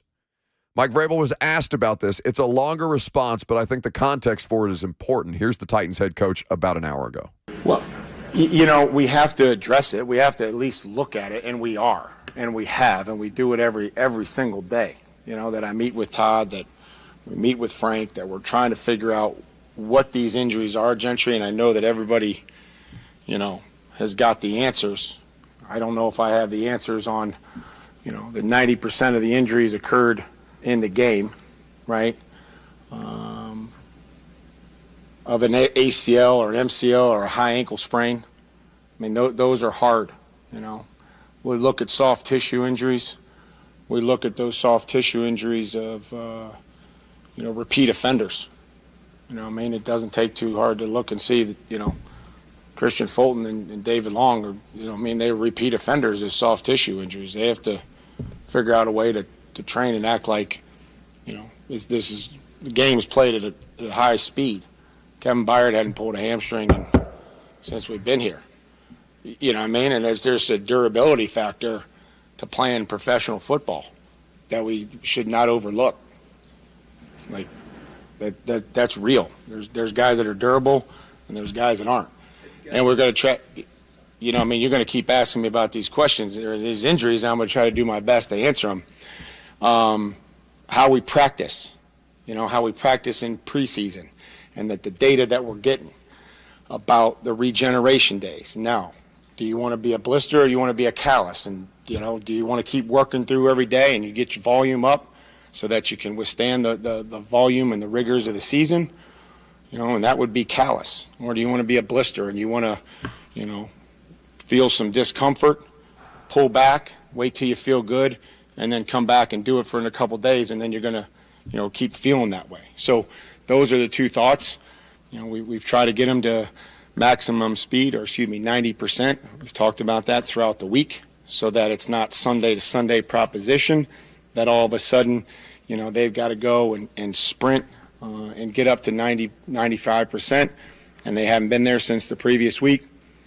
And there is a level of luck that I think there's a level, it's cyclical. I mean, we've had two, awful years as it relates to injuries. Prior to that, I think it was at a level where you could, say that it was in the range of normal. So. Can you just describe how different is that thought process from when you first got here and the way you guys are doing things? It's not. I mean, maybe the training camp. I think other than the training camp, we've added the regen days. We've added some of that time off. If anything, we've added that into the schedule of training camp. Just trying to look at, the length of it. When you're not playing games, and there's some days where you have to look, and some guys that aren't playing in games, with the day off, the day before, you're trying to manufacture work for them. So we're always trying to be creative and make sure that everybody has a plan to stay as healthy as possible, and then obviously the return to play. I love what we do with our training staff, our rehab staff, the strength and conditioning that has knowledge within the football. Brian Bell puts a lot of time in with the coaches so that he knows what drills to do as these guys are returning to play, and then ultimately trying to get them back onto the field. Has there not been enough emphasis, Mike, on durability in the acquisition process? We've certainly brought some guys in, or had some guys that have had some injury history. And if that's, I don't know if that's always a predictor of the future. In some cases it maybe was, and in some cases it wasn't. So that's Mike Vrabel talking about the injury situation.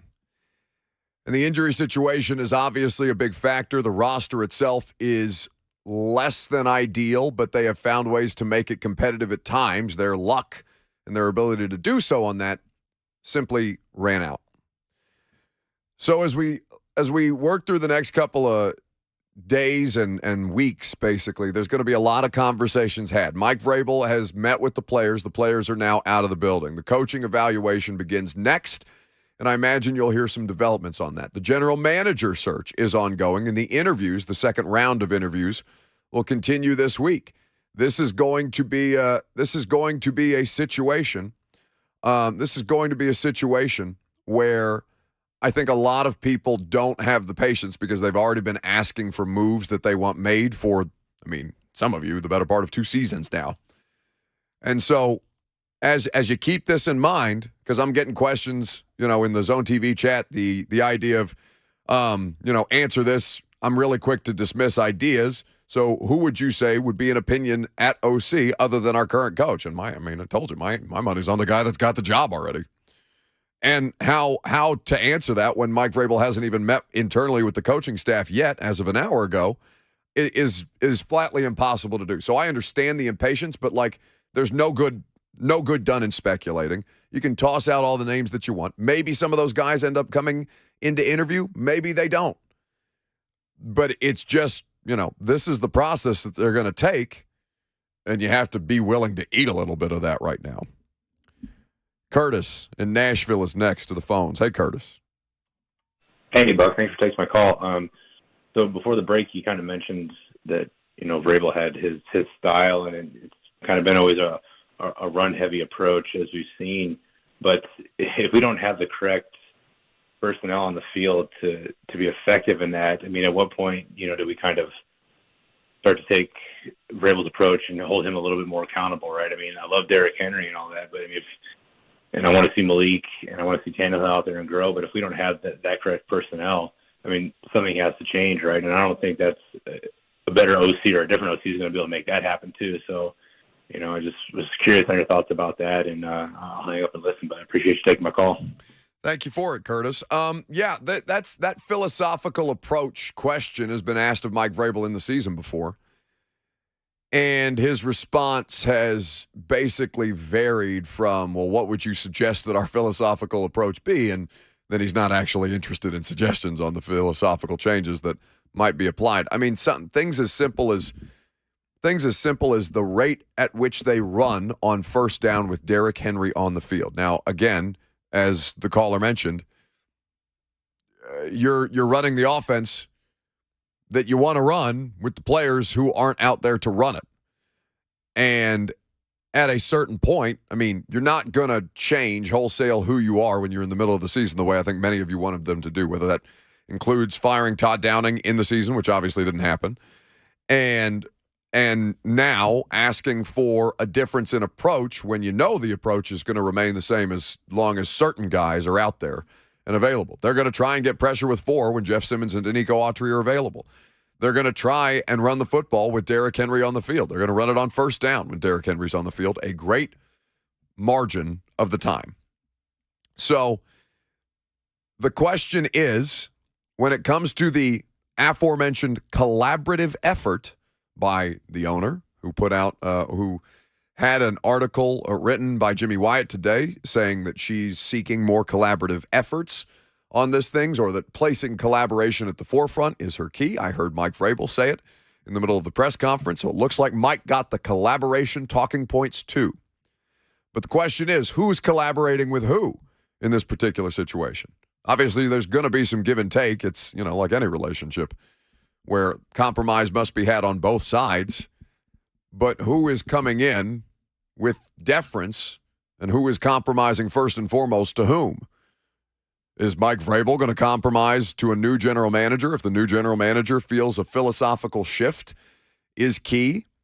Or is the general manager coming in here under the auspices of, hey, Mike Vrabel has a certain way that he wants to run this football team. Let's build that football team to this effect. 615-737-1045. John in Franklin is next. Hey, John. Hey, Buck. You made me laugh out loud about your fan observations. It's kind of like the UT fans that think Josh Dobbs is the next quarterback answer for the Titans. Well, listen, I get why people ask questions. It's my job to answer them, but some of them are interesting. I really called about last night's game and just thinking about this. This is just something. I'm 62 years old, been watching football all my life, pro football especially, and it's just gotten worse and worse. That Douglas and number 7 last night, what was his name? I had it in my mind. But Quay Walker. Clay Walker. The penalties that they had. The guy walks down and knocks the ball off and ends up getting pushed and reacts and goes from a 48-yard field goal where the Lions kicker missed a 46-yarder just before to where he gets a chip shot field goal. That's 3 points. And then Walker does his thing. They score a touchdown. What if they'd have held them to 3 points there instead of a touchdown? That's 6 points, and they lose the game. I mean, they don't make enough of those. To me, the media and everything doesn't make enough about those stupid, selfish moves that these guys make that cost the team the games. Just like Moore in Carolina when he made that great catch this year that they're lauding as one of the great catches. Yes, I do know the play, John, the helmet ripping off, and we do have a 60-second rule around here before the Oscars music hits. We appreciate the call. I mean, I think it depends. Like, those are the kind of things that end up debated on, like, if you turned on First Take today, John. But I don't know at 62 years old if you're interested in hearing Stephen A. Smith and Mad Dog Chris Russo scream back and forth about the Packers and the lack of discipline and penalties that cost the team and things like that. So there are outlets for those discussions. That's not really a thing that's been the case here.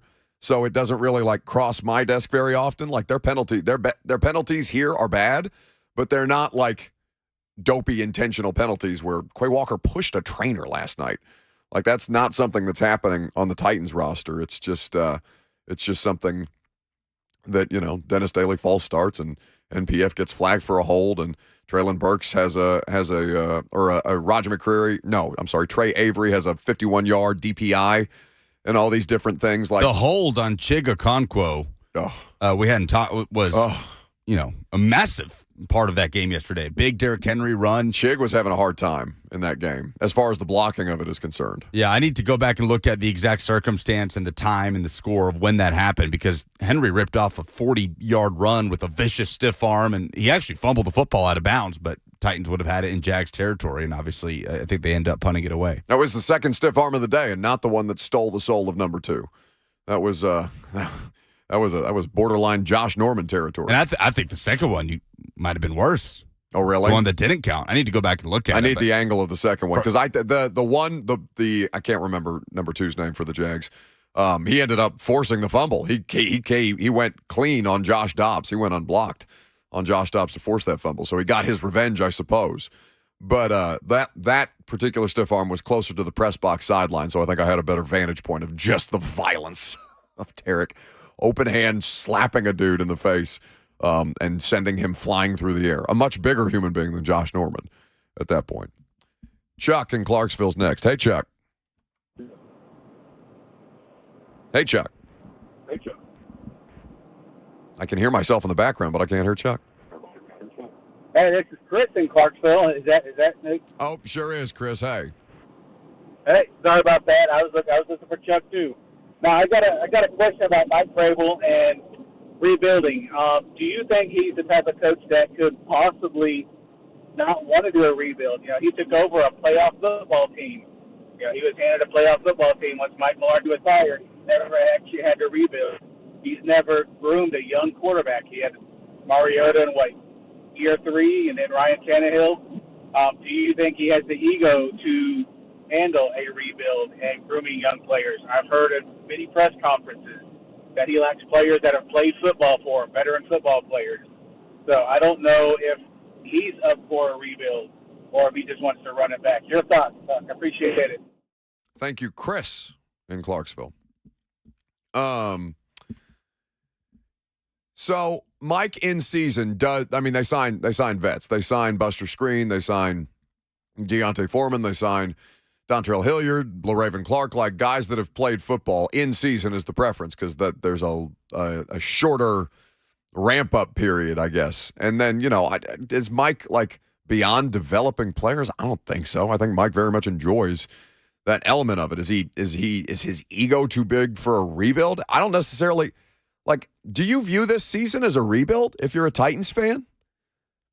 Just a whole roster teardown. Is that what some of you are interested in? I'm legitimately curious. I don't know that that's what they're going to try and do, but I don't know if that's what you want them to do. That, depends on how much you're willing to eat as a fan. I think that's a personal preference thing. I honestly have zero interest in watching or covering a rebuilding team, but that's a selfish standpoint. I don't think Mike has any. I don't think Mike's beyond it, and I don't think he's gonna contemplate retirement as often as Sean McVay has a couple of times now, or whatever it is that Amazon is trying to lure him out of the off the sidelines for. 615-737-1045. Last call for phone calls. We'll do the polls. We'll talk quickly about the national championship game as it is broadcast currently on our screens. Everybody in LA for TCU versus Georgia. I'm Buck Rising. It's 104.5 The Zone.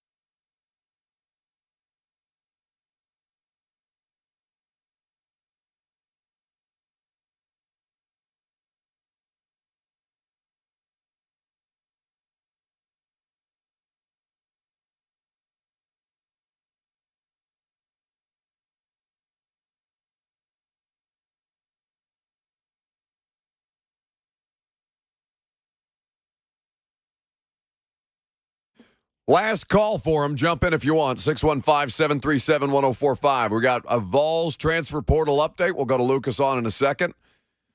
He's been caught multiple times by those of you watching on Zone TV, just checked out scrolling through his phone while I rant and rave about the Titans. I figured you'd like a Monday off, bud. I know you had a big day in Jacksonville yesterday. I figured I'd shoulder a little heavier of a load. You're so gracious. What are you eating? Nothing. I don't know. You were chewing on something. No, I'm not. There's no eating in the studio, Buck. Just cookie cake. Okay. Kai in Murfreesboro up first. Hey, Kai. Hey, Buck. To give you an analogy here, this is what I see as the big problem here.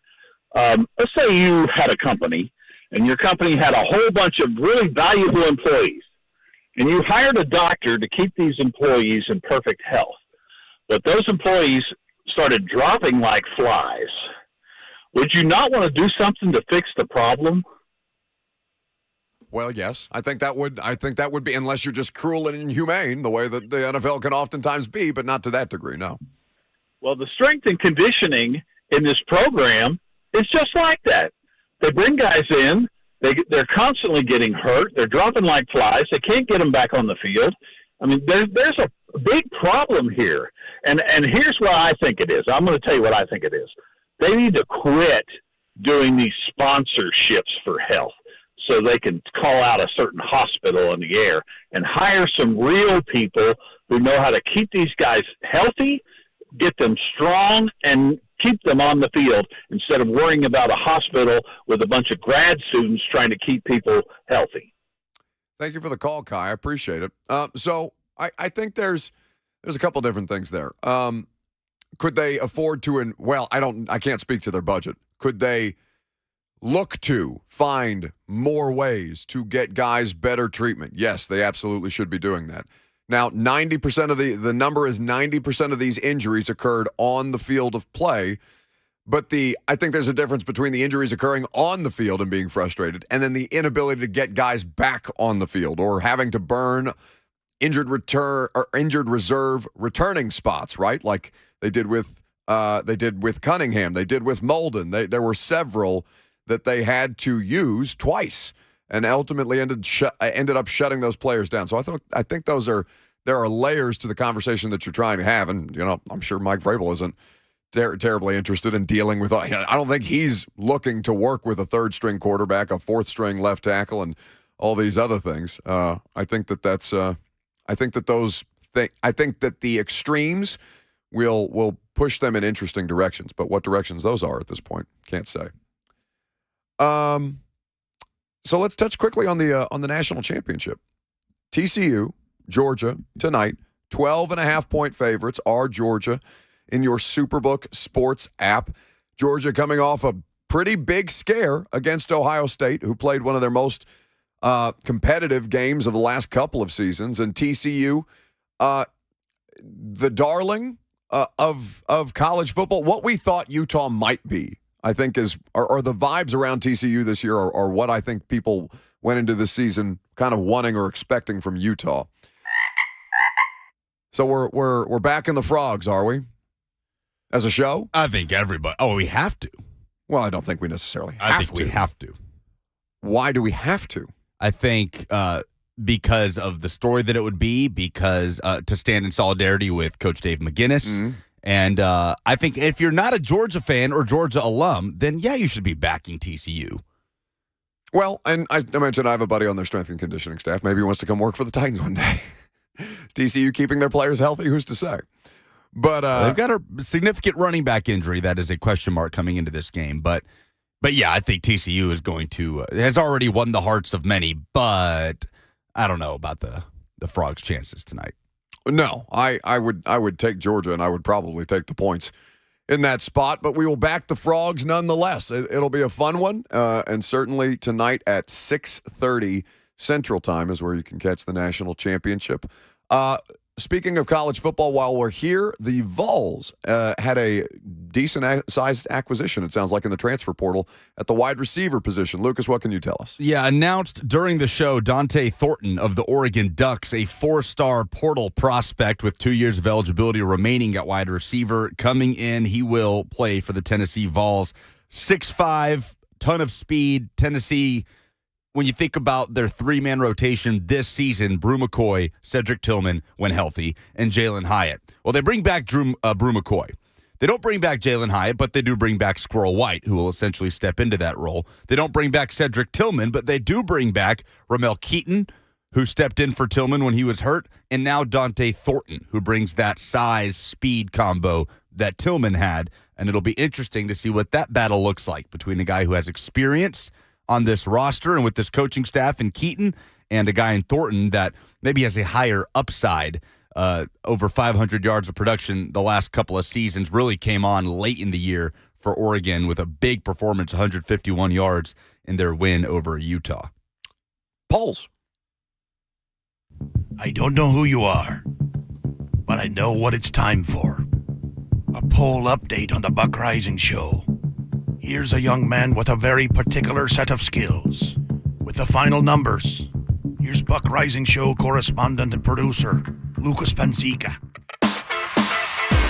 The way he says particular always makes me laugh. Panzica. Presented by Two Rivers Ford, who sells below MSRP on all non-specialty new Fords. What should be the Titans' offseason approach? Retool the roster or blow it up? 68% say retool, not necessarily rebuild. I agree. I'm for the retooling. I think there are plenty of functional parts there. I just think, people have a tendency to be dramatic in the aftermath. And listen, 7 straight losses is pretty dramatic, but blow it up for what? What will your reaction be if the Titans retain Todd Downing? Steven with the gif from Breaking Bad of Jesse going, he can't keep getting away with this. I wish that our ability to translate gifs to the air was better, but I think that puts it in perspective for a lot of people.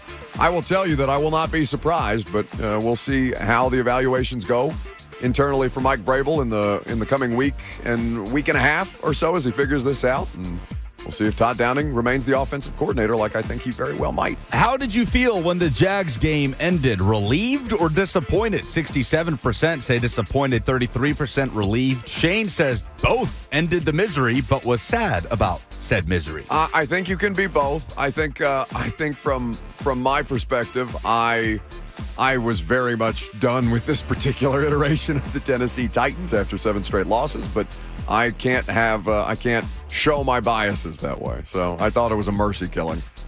We asked this at the top of the show, who is the next NFL head coach to get let go? The options were Cliff Kingsbury, Jeff Saturday, and Steve Wilkes. The answer has been given to us. 50% said Cliff Kingsbury. It is indeed Cliff Kingsbury. Wilkes is interim, but it is going to be interesting to see whether he's retained. Well, I included Saturday and Wilkes are both interim, but included them because they have a significant shot at the job. Agreed. Well, God, if Jeff Saturday has a significant shot at the job. It appears that way, does it not? It sure does, bud. But all the reporting is trending towards. God help them. By the way, isn't it crazy that a guy that couldn't get Texas Tech over the 5-7 hump with Pat Mahomes didn't work out in the NFL?